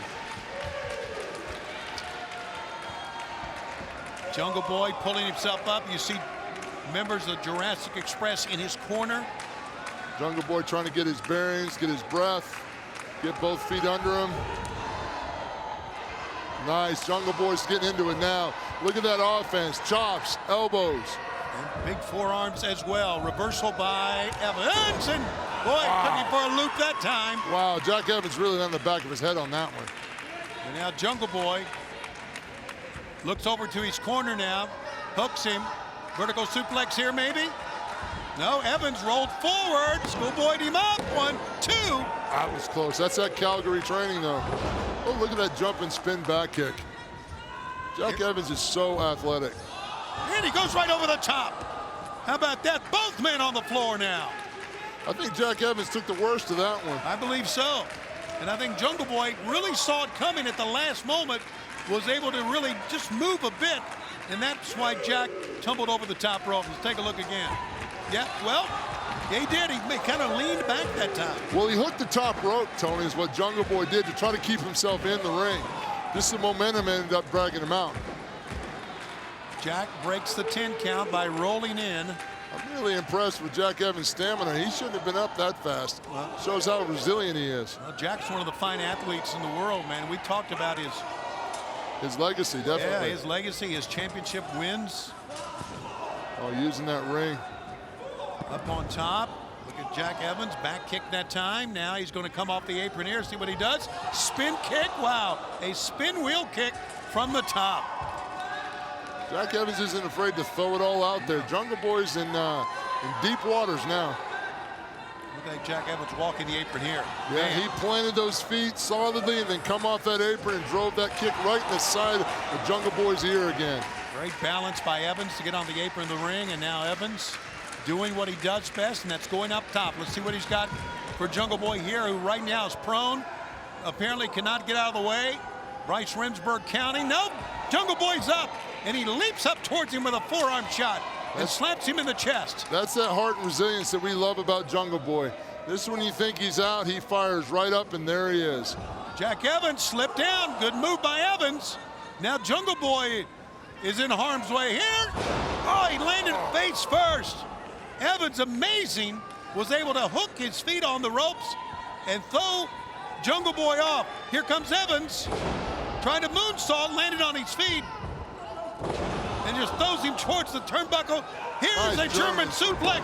Bridges up, 1, 2, no! That was so close. These guys are really giving it all out.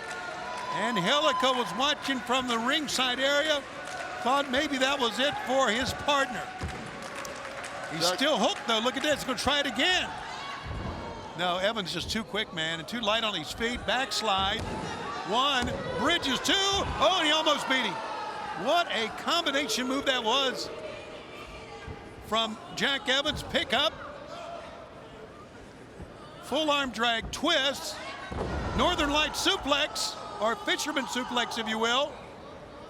Picked up. Sit up. Power slam. Yep, got it down. 1, 2, and again, Jungle Boy barely escapes. Boy, Jungle Boy is in trouble right now. I mean, he is really a man without a country right now. And Jack Evans is hitting him with everything but the kitchen sink. The innovative and the counters and Just the creativeness of Jack Evans' offense is super impressive. Yeah, he's amazing. He really is. He's up on top. Evans, now he goes with a, tried like a shotgun. Oh, there it is. There it is. That's it. That's the snare trap. That's it. It's locked in. And that was it, Paul. You were right. He got the snare trap in that quickly. The winner of this match, Jungle Boy. That's the great thing that Jungle Boy does. He uses that snare trap to his advantage. If you can get that foot and lock it in, right here, he went right for that foot and locked in. And when that foot's hooked and it's cranked under the neck, that is so excruciatingly painful. Hits 3 different areas. Hits the knees, the lower back, and the neck. The winner, and now 8-3 in 2021, the one and only Jungle Boy here on Dark Elevation. Time for tag team action here on Elevation. QT Marshall and Lee Johnson together. Members of the Nightmare family will take on the team of Adam Priest and Aaron Fry.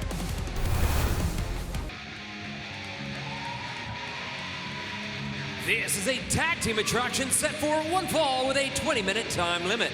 Approaching the ring at a combined weight of 414 pounds, the team of Lee Johnson and QT Marshall. First time ever as a tag team, members of the Nightmare Factory. Interesting story has been developing over the last couple of weeks concerning QT Marshall. And I think coming up this coming Wednesday, we're going to find out a little bit more. QT is trying to get out of the shadow of the American Nightmare, Cody Rhodes. And their opponents at combined weight of 387 pounds, the team of Adam Priest and Aaron Fry. So they're going to have their exhibition coming up on Wednesday night. Cody and QT. And QT and Cody have been very close, side by side for a long time. Be interesting to see what transpires out of that. Yeah, I'm excited to see that transpire as well. You know, bitter enemies come from bitter friends. It certainly does. You're exactly right. Aaron Fry will start out. Aaron Fry in his 4th match here in AEW. 37 years of age, 8 years in the business. And boy, QT, boy, look at the aggressiveness here. He just snapped it up. That might not have been the approach to take with QT right now with everything on his mind. Well, QT has been conspicuous by his absence, if I can say that, many times. Not helping out the Nightmare Factory when they thought they were a unit. But, you know, he's got a lot on his mind. I get it. Look at that drop kick by Lee Johnson. Tremendous athlete, Lee Johnson. Oh, almost got him there. 1 count. 1 count, a kick out that time. Lee Johnson, who is 3-1 in singles competition. QT in 2021 is undefeated. He is 7-0. 16 years experience. Oh, wow. 16 years. You got caught in the wrong place that time, Paul.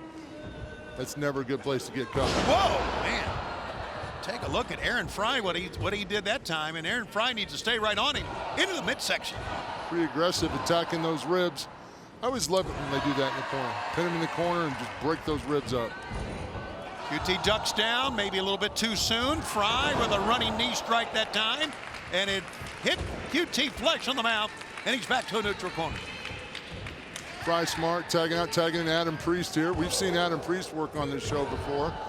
Great amateur background, played basketball and baseball. It's a pretty different sports to play. Kid is out of Alabama, and he certainly has a lot of ability. Wow. And a lot of, as we say, upside. Look at that. Tremendous his amateur wrestling background. I love it when he digs in and does the amateur wrestling. You know, it's a small thing, but I like when these young kids come out and they get a wide athletic base. Yeah. On their chops or whatever they do, they just are strong from the bottom up. And that's what Priest does. Look at that enziguri step up that time. Well, their balance is centered. They're prepared for anything. There's Lee Johnson ducking that time. Boy, there's the quickness in Shoddy Lee. Runs over again. Priest caught him that time, but a back elbow, watch it. And a cutter that time from Lee. Well, he's feeling it right now, isn't he? QT in the corner looking around as Lee Johnson gets tagged in. Blind tag that time, and here comes QT. Well, QT has come in with reckless abandon here. He has really come in with all the... There's the cutter. That's the diamond cutter given to him by Diamond Dallas Page. And it takes care of Adam Priest. That's your automatic reset button for QT. He hits that diamond cutter, it's The all winners over. of this match, the team of Lee Johnson and QT Marshall. Take a look once again. The cutter after he tagged himself in. And he's got a big event coming up on Wednesday on Dynamite, does QT. It's a big event for the Nightmare family. QT and Lee Johnson. QT now undefeated in tag or singles competition here in 2021.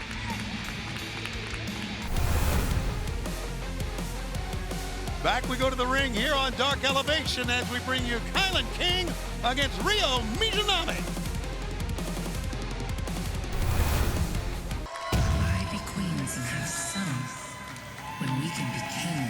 This bout is set for one fall with a 20-minute time limit. Making her way to the ring from Painesville, Ohio, Kylan King.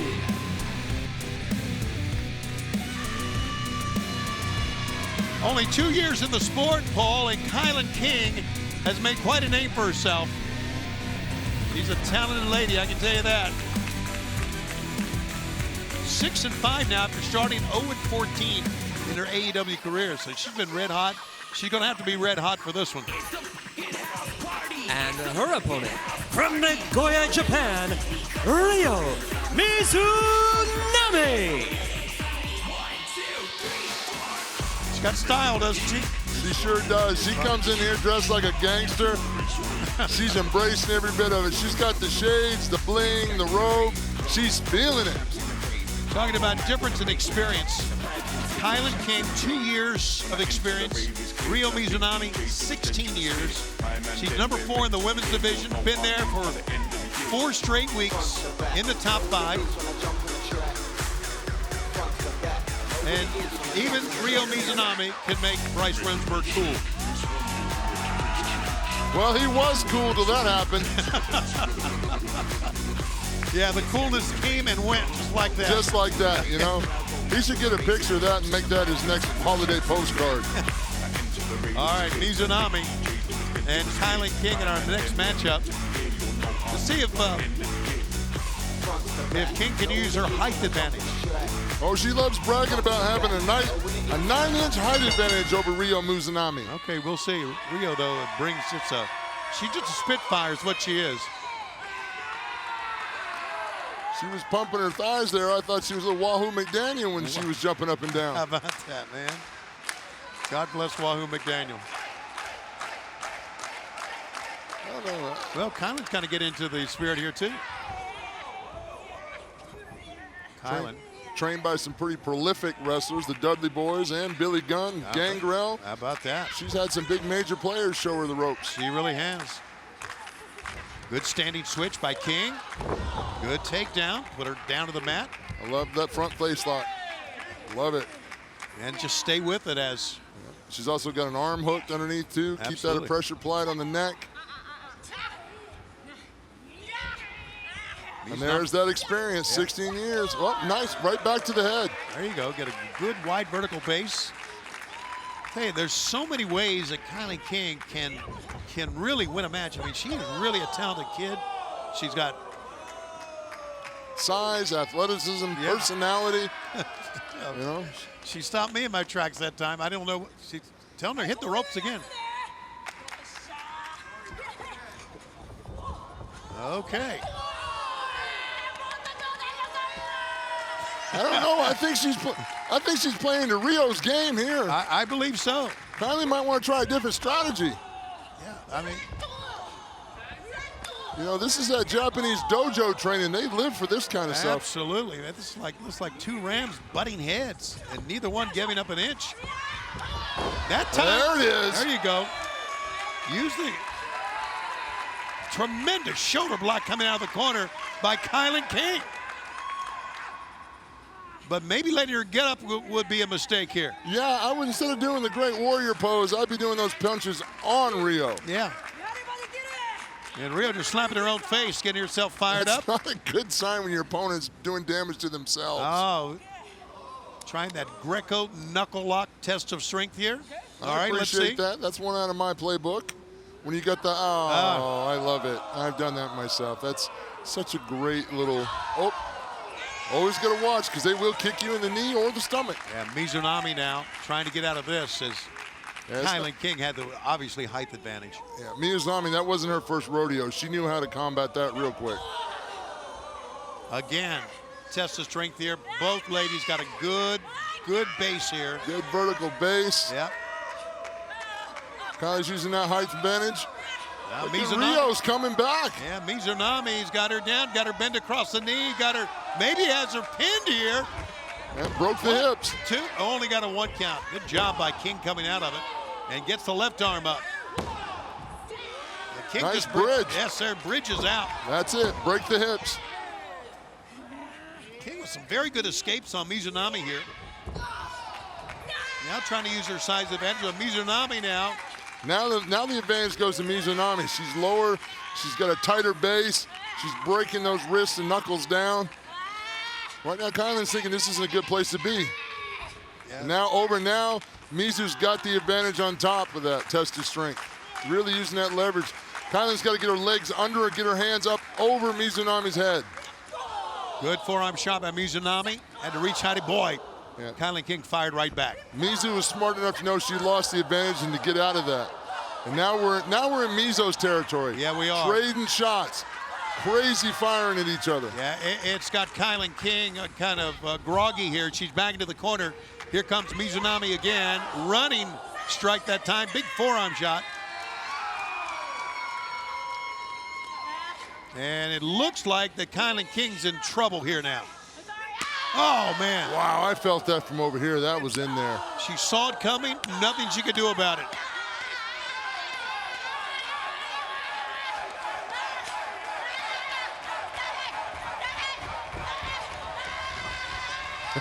Whoa. Just winding it up. Having a good time. Kylan King's going to need an ice bath after that. Wow, you're not kidding, man. Kylan King trying to get out of the corner, could not. Now, here's the thing. That looked kind of funny and cute, but at the same time, right now, Kylan King is struggling to get her breath. Sure she is. Her diaphragm right now in her chest has been slapped around. It's hard for her to get her breath. And Mizunami doing a little bit of celebrating in the ring. Is that miming? Oh, that's what it is. That was miming. Yeah, she's a great veteran wrestler and a mime as well. I think I stepped on a mime one time in Central Park. He didn't make a noise. We set you up for that. Here we go. Oh! Oh, I like that shoot, drag, leg drop. That's like the great Muda would do that. Absolutely. And drops the leg once again. Here's the cover. 1, 2. Maybe setting her up for her big guillotine leg drop from the top rope, which is her primary weapon. Primary? Thank you. Primary weapon. Oh, big knee to the breadbasket. Kylan steps over. Nicely did. Wow. Comes down hard with an elbow. 1, 2. Up the far leg. Kylan King drove that elbow with all her body weight right across Mizu's chest. Well, you're right. She's still feeling those chops. She's still feeling it. Yeah, absolutely. You know, that's why I chop people in the corner. Sucks the wind right out of them. Can't breathe, can't fight. Both ladies at the same time. This time right to the gut. Kylan King's big chop. Good position for it, too. I think at this stage of the game, trading shots with Mizo isn't the best battle plan. But she's tried to do it a couple of times. Oh. She wants it again. She kind of likes it, Kylan. Maybe different strategy here. Oh, she's warming up. Put your legs into it, She's girl. got the Mr. Miyagi. Yeah. She's warming the hands up. There you go. Those are finding its mark. She's reaching for the thunder power. Wow, she brought that one. And Mizunami's got to regroup now, one would think. Kylan King says, wait a minute, one more, boy. She's going to wind this one up, I think. Well, she's going to. Oh, no, she's late. This is ill-advised. You know, if I was coaching either one of these two right now, I'd be throwing in the towel saying, this is not a good idea. Not at all. This is not a sound strategy. After Kylan King took all those blows, I guess he's just trying to show her up here.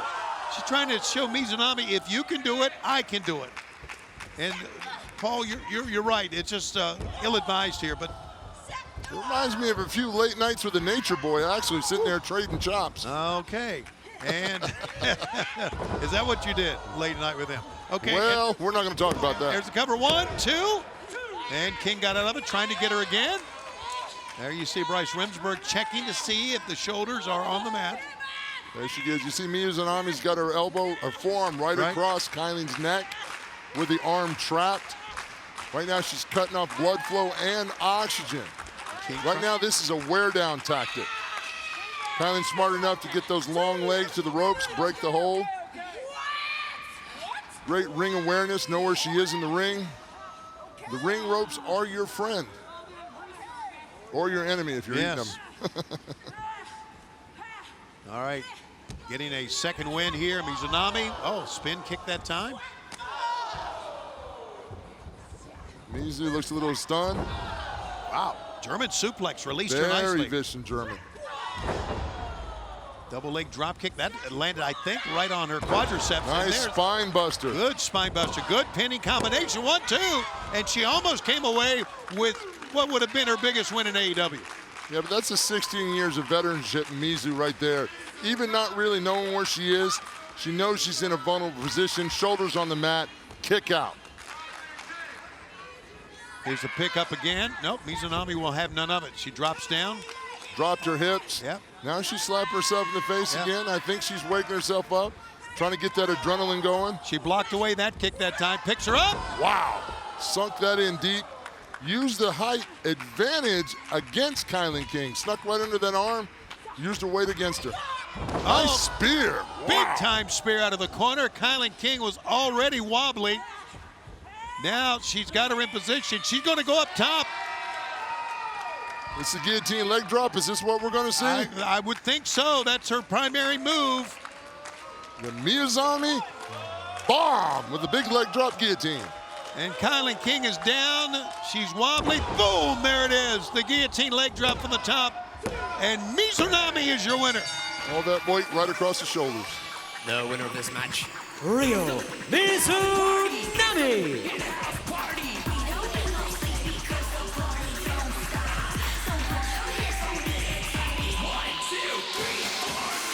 Rio Mizunami continues her ascent in AEW. There's that nice big leg drop guillotine right across the chest of Kylie King. Hooks the leg deep, all her weight across the chest, shoulders pinned flat. Unorthodox, crazy style, but gets the job done. Rio Mizunami is your winner here on Elevation.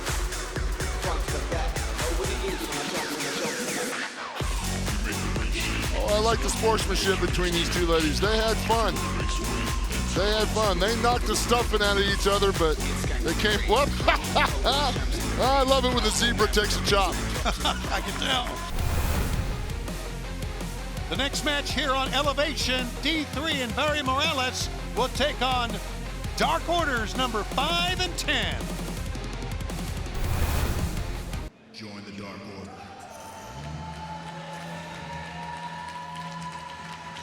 This is a tag team contest set for one fall with a 20-minute time limit.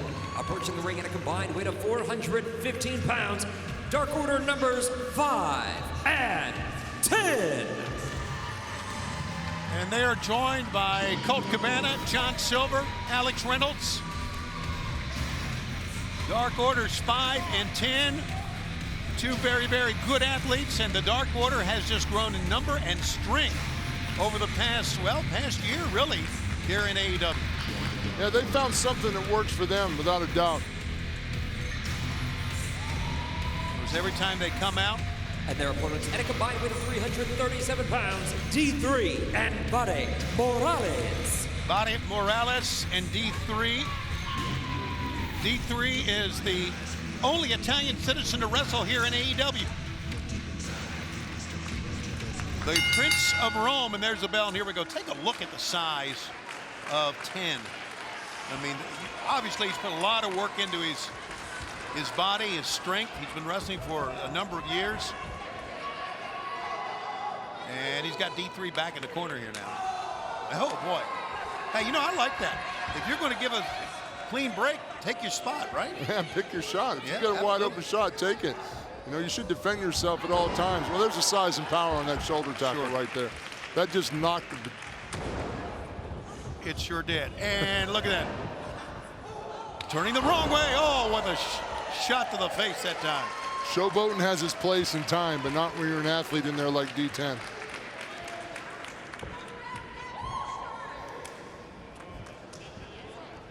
And a tag is made, or has it been made? I believe it has. Alan Angels comes in. Back body drop. Wow, look at this. You know, the last time we saw 10 in the ring, he got 6 stitches in his lip, courtesy of Jack Evans. Yes, he did.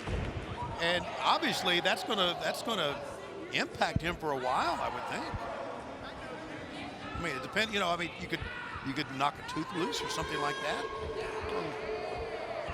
You had any teeth knocked out before? I haven't had any teeth knocked out before. I've had some teeth fractured. Uh-huh. But 10 actually bit through his bottom lip. Wow. Yeah, so he was able to keep his teeth. Nice control here by 5. I see what he's doing, keeping Barry on the ground. Going for a pinfall there. Well, it's pretty apparent they really complement each other. That the strong guy is 10. The guy who likes to keep it on the mat is 5. Alan Angels, he's a mat wrestler. And he can do some high flying, as we've seen. So certainly it's, oh boy, the taste out of his mouth with that one. Certainly complement each other quite well. And very, very solid members of Dark Order with, of course, Evil Uno and Stu Grayson. And we saw Reynolds and Silver come out. And Colt Cabana, look at this. Has him hooked up for the vertical suplex. Morales slipped from behind, gut shot. Over the top. Belly to belly. One. And a 2 count. That was close. That's the thing I like about 5, though. He's very explosive with his mat wrestling, his amateur background. He's pulling things out of nowhere where you don't expect it. Up on top. Moonsault, second rope moonsault. That's creative. No joy, no one at home. No one at home at all. Morales looking to make a tag, and D3 reaching out, and here comes D3 in. And boy, the big guy just ran right over him. And again. There is no substitute for power. Boy, there really isn't. You're right about that, and showing some quickness there as well. A pump kick that time out of the turnbuckles, and coming off with a flying lariat. Put all of his weight and body and just drove right through him. Tried to put his chin on the back of his head. I like it. Morales and D3 looking for their first win here in AEW. Spine buster. He felt every bit of that. And Morales from behind. And now Alan Angels, number 5, with a running lariat on the apron and all the way to the floor. Meanwhile, a roll up by D3. He had the trunks and he almost came away with the win, but there's that big kick again. Nice big boot. I like him taking advantage of the situation. If your opponent's not paying attention, try to get it done. Absolutely. Tag is made. And Alan Angels, well, he is tagged back in, number 10. Big cross body into a full Nelson.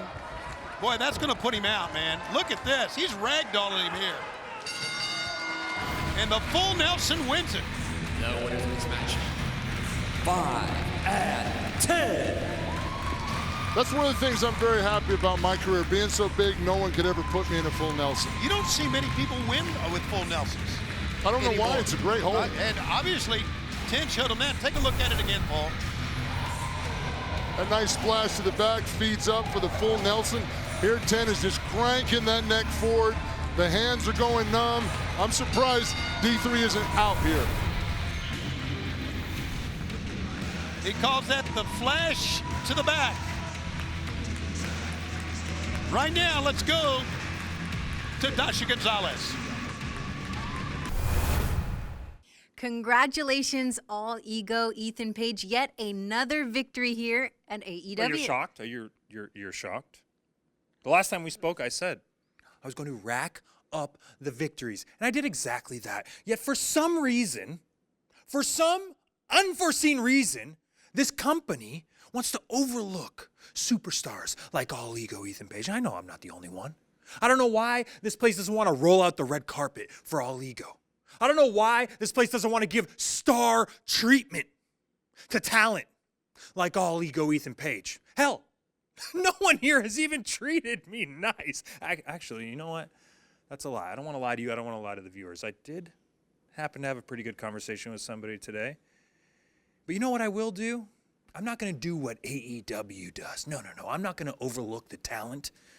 I'm going to go out there and enjoy the rest of the show. So, thank you so much for your time. Yes, I did win my match, and I'll make sure to continue winning my matches. I have some wrestling to watch. Goodbye. I'm Bear Boulder. I'm Bear Bronson, and we're Bear Country. We've been teaming for about 3.5 years now. We were doing some single stuff before that for most of our careers. Me personally, I felt like I was kind of floundering. I texted Bronson, I was like, hey, what do you think of giving this whole tag thing a try? And when I thought about it, it just made sense. Boulder and I come from the same banner, Creative Pro Wrestling, under Brian Myers and Pat Buck. We were putting in the work, training hard every single week. And Boulder and I have a lot of value apart. So I felt like bringing that together would just make that explode. To really mesh like we do now, it took time. It was a lot of throwing stuff at the wall and seeing what sticks. If you look at our first year, we look so different compared to how we look later on. My main goal when I got into wrestling is I didn't want to be an indie star. I wanted to be on TV, I wanted to make money, I wanted to be a TV star. I think we both had that goal in mind. My mother has always called me Bear. Rarely has she ever called me Joe. Best of times, worst of times, it was never Joe anything, it was always Bear.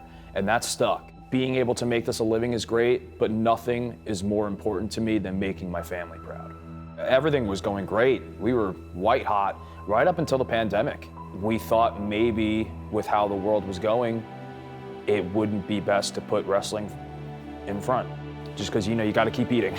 You got to keep putting food on the table, No one's helping you. And then we got the call. I walked into Dark not knowing what to expect at all. Knew we had to show up and make an impression, and I feel like when we get put in that position, we always deliver. Tony and Cody told us how much they loved it, and they wanted to see us back on the next loop, and that's kind of when all that doubt just washed away, and the fire just reignited. We know we're gonna do our best. We know we're gonna do our thing, and we're gonna be different from everything else on the card. I feel like wrestling has a lot of handshaking, a lot of hugging, and the guys that I idolize, people like the Road Warriors, Stone Cold Steve Austin, guys that just kicked ass, didn't really care to hug you afterwards, and then shared a beer after. Like that's us. When I heard AEW wanted to put together the best tag team division in the world, I knew we had to be in it. It's one thing to get here, it's a totally different thing to stay here. We already got here, and we plan on staying here for a very, very long time. And you keep talking about dreams, keep talking about respect, but the bottom line is, AEW is a place where we get to hurt people, and we get to make money doing it. AEW is Bear Country.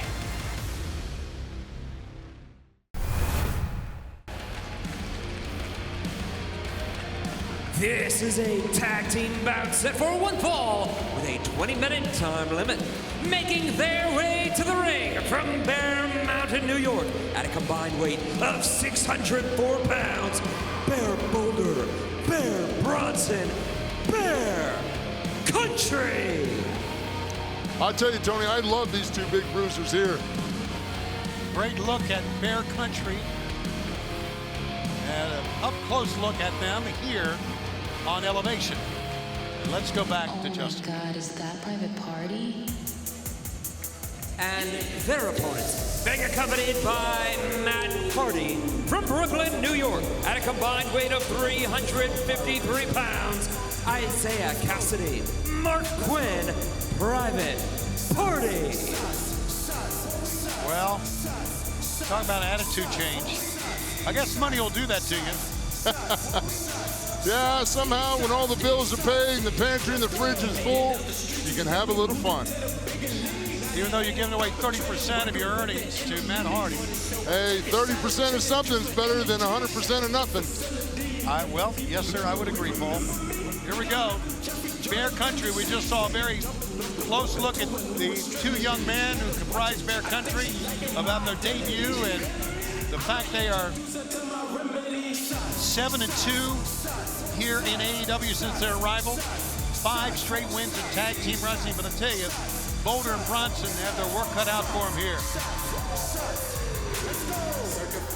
And a classic case of two big, strong guys here, Paul, against two very quick individuals. Really a contrast in tag team styles.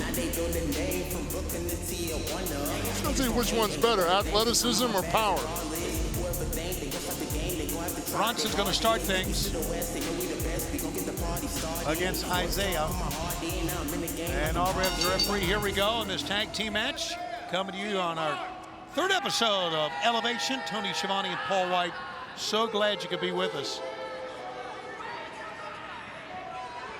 He'll take all of his bling off. You don't want to eventually get that caught in something. Cause some kind of a larynx injury if it gets caught in a hand. Give the opponent a weapon to grab a hold of.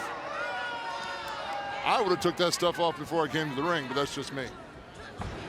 Nice collar and elbow tie up. And there's the Bear Country power.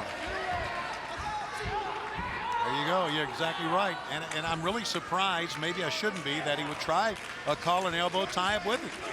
I thought maybe he would just maybe try to use some athleticism? Yeah, get him running, going back and forth, using his quickness. Isaiah Cassidy is a tremendous athlete. He's only 23. Well, I think that says it all when you're 23. Well, look at that power. Wow, Bronson's just a powerhouse, isn't he? Release suplex that time by Bronson, and here comes Quinn. Mark Quinn, as I was going to say, great balance. He had that enziguri swatted away, but then he got swatted, did Bronson that time. Isn't there a thing about slapping a bear or something like that? Yeah, don't slap a bear. Yeah. Oh, that back elbow was delivered with some intent.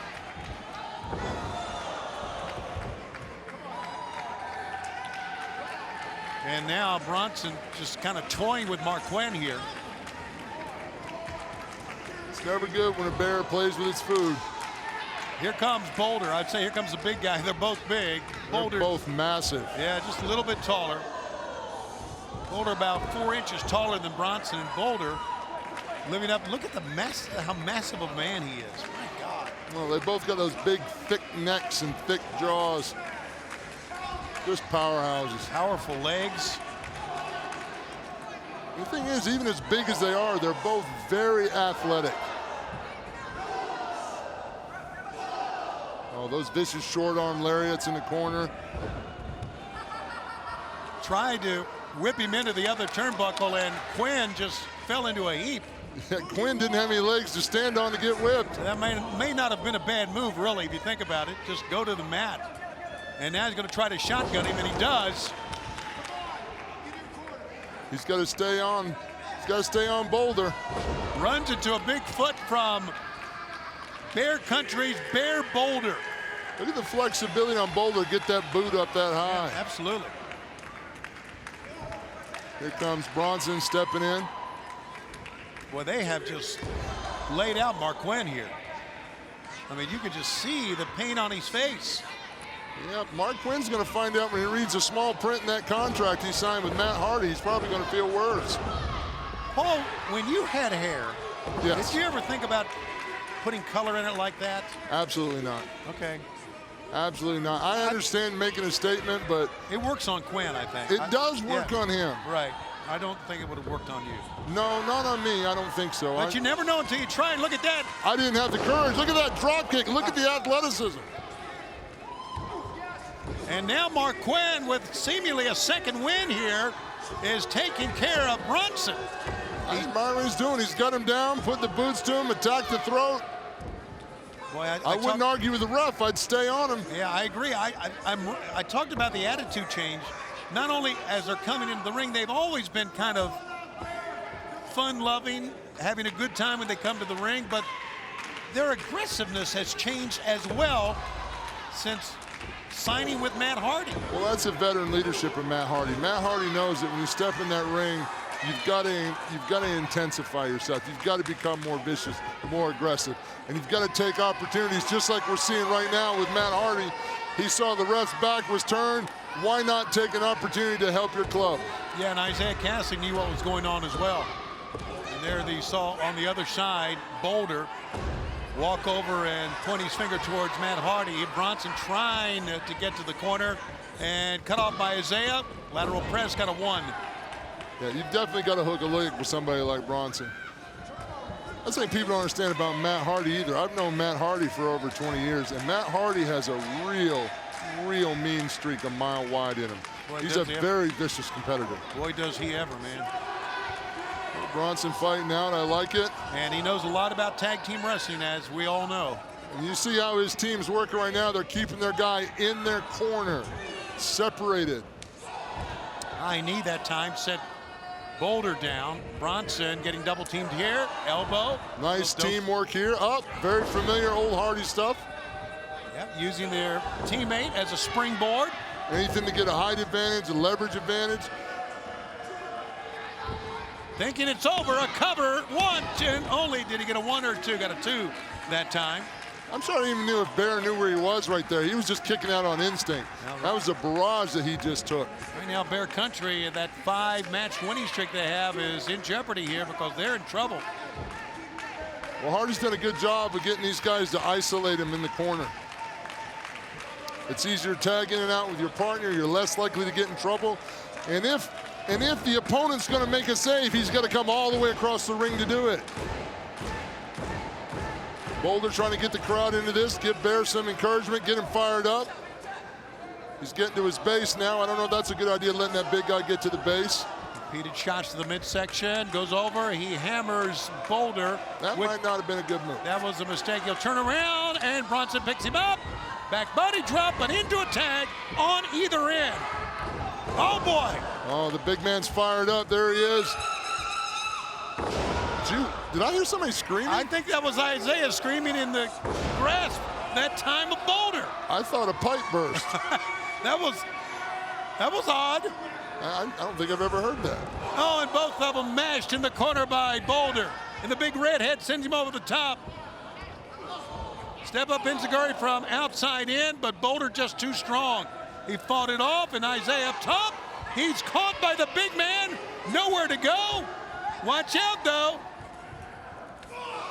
He's got them Look both. at that power.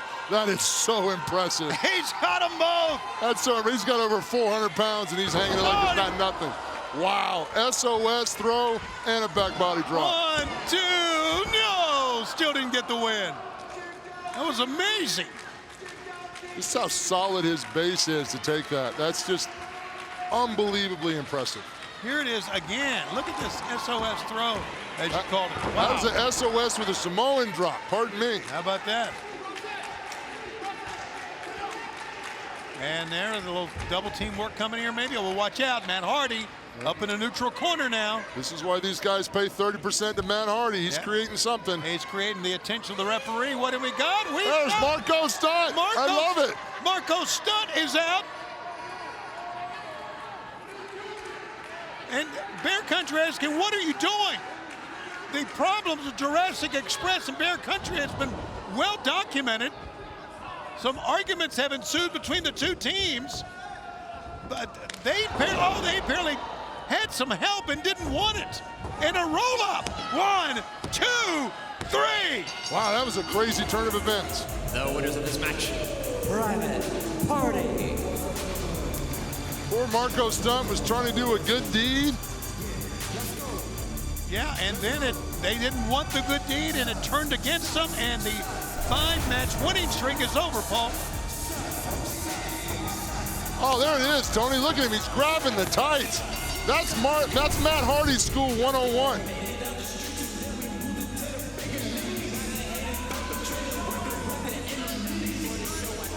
Yeah. Mugging to the camera, trash-talking their opponents. And Marco Stunt apologizing to Bronson and Boulder. Oh, boy, this is... well, no good deed goes unpunished, Tony. This is a terrible mismatch. And here comes members of Jurassic Express, Jungle Boy, Luchasaurus, trying to break this up. Oh, now they're going to go at it. Boy, that was like a family picnic that went bad quick, didn't it? And here come the referees to try to restore some order here.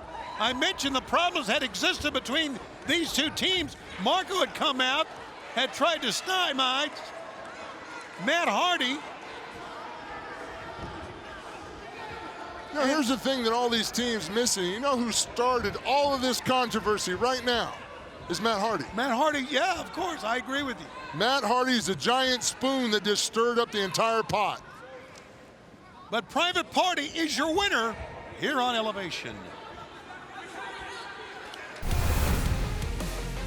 It's time for another main event here on Elevation as Scorpio Sky goes one-on-one against Mike Sidell.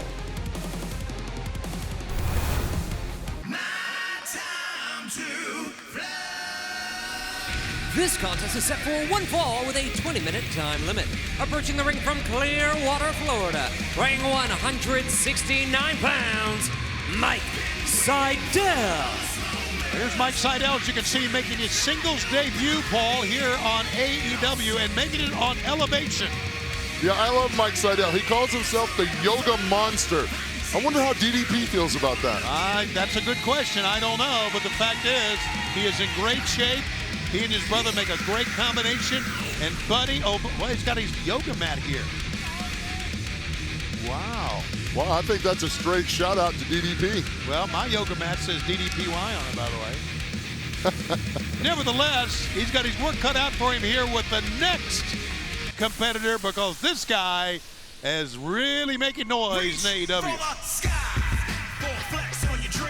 And his opponent from Los Angeles, California, weighing 208 pounds, he is the face of the revolution, Scorpio Sky. Well, face of the revolution, Paul, also a very stark change in attitude. Now, he said recently on Dynamite that it's not a change in attitude, it's attitude he already had, just bringing it out. Well, you know, regardless of how he's saying, it's still a change of attitude. But here's the thing he's overcoming. This is only his fourth match of 2020 after being sidelined for 2 months earlier this year with a torn meniscus. So he's got to get that confidence going to get that injury out of his mind. Right, exactly. That's a great point. And he is the face of the revolution, Scorpio Sky. Let's go back to not too long ago, earlier this month on Dynamite. He lost to Darby Allin, the TNT Championship, and then attacked Allin afterwards. Actually tried to break Darby Allin's leg. So here we go, Scorpio Sky, great competitor, former tag team champion here. And he and Mike Sidell should really tear it up with Mike Posey, the referee. Absolutely, I like that nice headlock. Mike Sidell trying to get control. Oh, I like that. Double shoulder tackle, feeling each other out. Two bulls banging in the ring. Scorpio Sky is just absolutely amazing. Incredible athlete. Yeah, he is. Actually, both are very good athletes, and that's what's going to make this match so great. Wow, great pickup. I love the amateur stuff. I love the front face lock float over. I like that. Good takedown, front chancery, side headlock. Yeah, Scorpio Sky showing off some good grassroots training right there. Wow, he ran through him on that shoulder tackle. Offered to help him up, Sidell gave him a foot. Yeah, that's not very yoga-like. No, it's not. Cartwheels out of the way, nicely done. Good drop kick by Sidell. Nice deep arm drag. Another deep arm drag. It's always been one of my favorite moves in professional wrestling is that deep arm drag. Yeah, I agree, man. And I like what they do to follow it up, and that is not only put the arm bar on, but push the head down with the knee. Absolutely. Stretch that trapezius out, lock that arm, try to create the immobility of the shoulder, if that makes any sense to everyone out there. A lot of times you get an athlete like Scorpio Sky, you want to get a body part and work on it. Systematically break them down, but you don't want to open up for a kick in the breadbasket. You saw that Mike Sidell entered this arena with his brother Matt. Matt made his way to the back, so Mike's out here by himself the way it should be. Yeah, and actually Mike is the older brother who ended up following his brother into professional wrestling. Sure. 7 years after Matt made his debut. There you go. So kind of the younger brother showing the older brother what's up. That's right. So Matt just in the back now. That's good. And here Mike is trying to shake out the cobweb, so to speak, after, man. Look at those punches. He is digging those punches in. I like it. Working over in that corner, using the best of that 5 count. Don't get counted out. What do you think of those fists being taped up? Now, Well, you know, it's a double-edged thing. If he's got a previous hand injury that justifies it, right? But all sincerity, after doing some boxing, oh, look at that forehead rake with the feet. You know, taping your fist up is really kind of like having a weapon in the ring because it makes your knuckles a lot harder and it makes your hand a lot more condensed. So some of those strikes, 2 count that time. Some of those strikes have a little bit more mustard on them. All right, now he's getting rat-tat-tatted in the forehead. A lot of mustard on those, man. A lot of mustard on those. Absolutely. Scorpio Sky here coming into this match. 13-5 in singles competition here in AEW. Oh, wow. You know what? That just hurts me looking at it. But I don't know if a submission hold like that is a good thing to apply on a yoga instructor. That's kind of like trying to put toothpaste back in the tube. I don't know how well it's going to work. In other words, yoga instructors know how to stretch many different ways. Yeah, exactly. Like, you know, I would like lean on this guy, put my weight on him. Shove him out of the ring. Throw him out of the ring, use the environment. Right. Trying to put him in a stretch, maybe not the best move. But, you know, that's the thing. I can sit here on the outside and try to call the action. I'm not in the ring doing it. And a lot of times you're in the ring, you get in a thought process and you get a formula working in your head. And sometimes later you watch a match and go, what was I thinking? Mike Sidell trying to get back to the ring. Scorpio Sky once again going back to the attack, foot to the sternum that time. Yeah, and, Scorpio Sky's kind of all over Mike Sidell. A little bit of the neck, a little bit of the back. Man, that was, now we're talking. Yeah, backbreaker followed by just stretching the back. Look at him. He's just bending Mike Sidell the way you're not supposed to bend. Man, you can see that right there. That is so hard on those lower diffs. Yeah, man. Get that floating rib back there. It'll be real hard to take a deep breath. Missed the There's the splits. Nice drop kick. Yeah, from a standing position, too. Well, he just slapped him down. I don't know if he slapped him in the throat. I don't know what that was, but it worked. Yeah, it took him down. Slides Baseball underneath. slide. Duck the clothesline, Matrix style. Enziguri right to the head of Scorpio Sky. How about that, man? That's the yoga conditioning coming into play. Oh, yeah. I don't think you're going to get Mike Sidell winded unless you injure a rib. You know? He hits the turnbuckle to the near side and the back flip.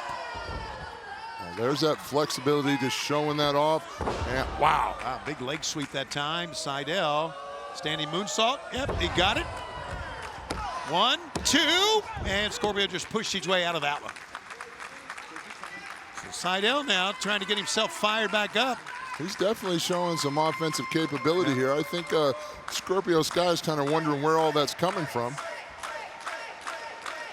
Here's Sidell maybe seizing the moment. Let's see if he can. Scorpio with a wide vertical base, stopping that potential vertical suplex. Nicely done by Sky. Great counter. Yeah, digging those taped knuckles right in the side of Sidell's ribs. Oh, look at that. That was his shin right to the back of the head. As he was winding up, the shin hit him, and now good go behind. Oh! Oh, and he held on to the German. Yes, sir. Got him again. Got him hooked. Waist lock. Gut wrench, if you will. German suplex. Still has him hooked, trying to do it for a third time. Mike trying to get to those ropes, trying to get that broke. Boom! Boom. He released the German suplex that time. Well, I think he had to release it or he's going to break Mike Sidell in half. Yeah, you might be right, man. Scorpio says that's it. He's pretty confident. Let's see if he goes for the TKO here. Well, got him up. Sidell countered, he escaped. Oh boy, to the midsection, that had him. He's gonna throw him out of the ring head first. Is that what he's going for? No way. Well, that's what it looked like. It did. That's not a very... Wow. How about that, man? To the knee. That'll stem your flexibility. Yeah, well. And there's a... see, that's smart on Scorpio Sky. He went to a joint. Right. The muscles are flexible, but the joints in the wrong position will make you tap every time. And there he's not pulling out the same way he did with Darby Allin. He is not releasing. Mike Posey asks for the bell again. There's a warning or he's going to be fined. He pulls on it. Here comes Matt Sidell out, and Matt Sidell finally gets the hold broken. Boy, was Matt Sidell there quick. Well, you know, he had walked out with his brother. He left his brother alone. Wait a minute, what do we got here? Here's Ethan Paige. All ego comes out. And he is hammering away here on Matt Sidell. This is personal, apparently. Well, he runs right over him. Wow, that was like a Macedonian matador. Just ran over the bull. And look at that, posing and smiling with the cameras. That guy loves the camera. Yeah. Ethan Page coming out, but the winner of the match, Scorpio Sky. Reach for the sky. Flex on your dreams. There you see them leaving together. Ethan Page and Scorpio Sky. Little tap on the shoulder, walking out together here on Elevation.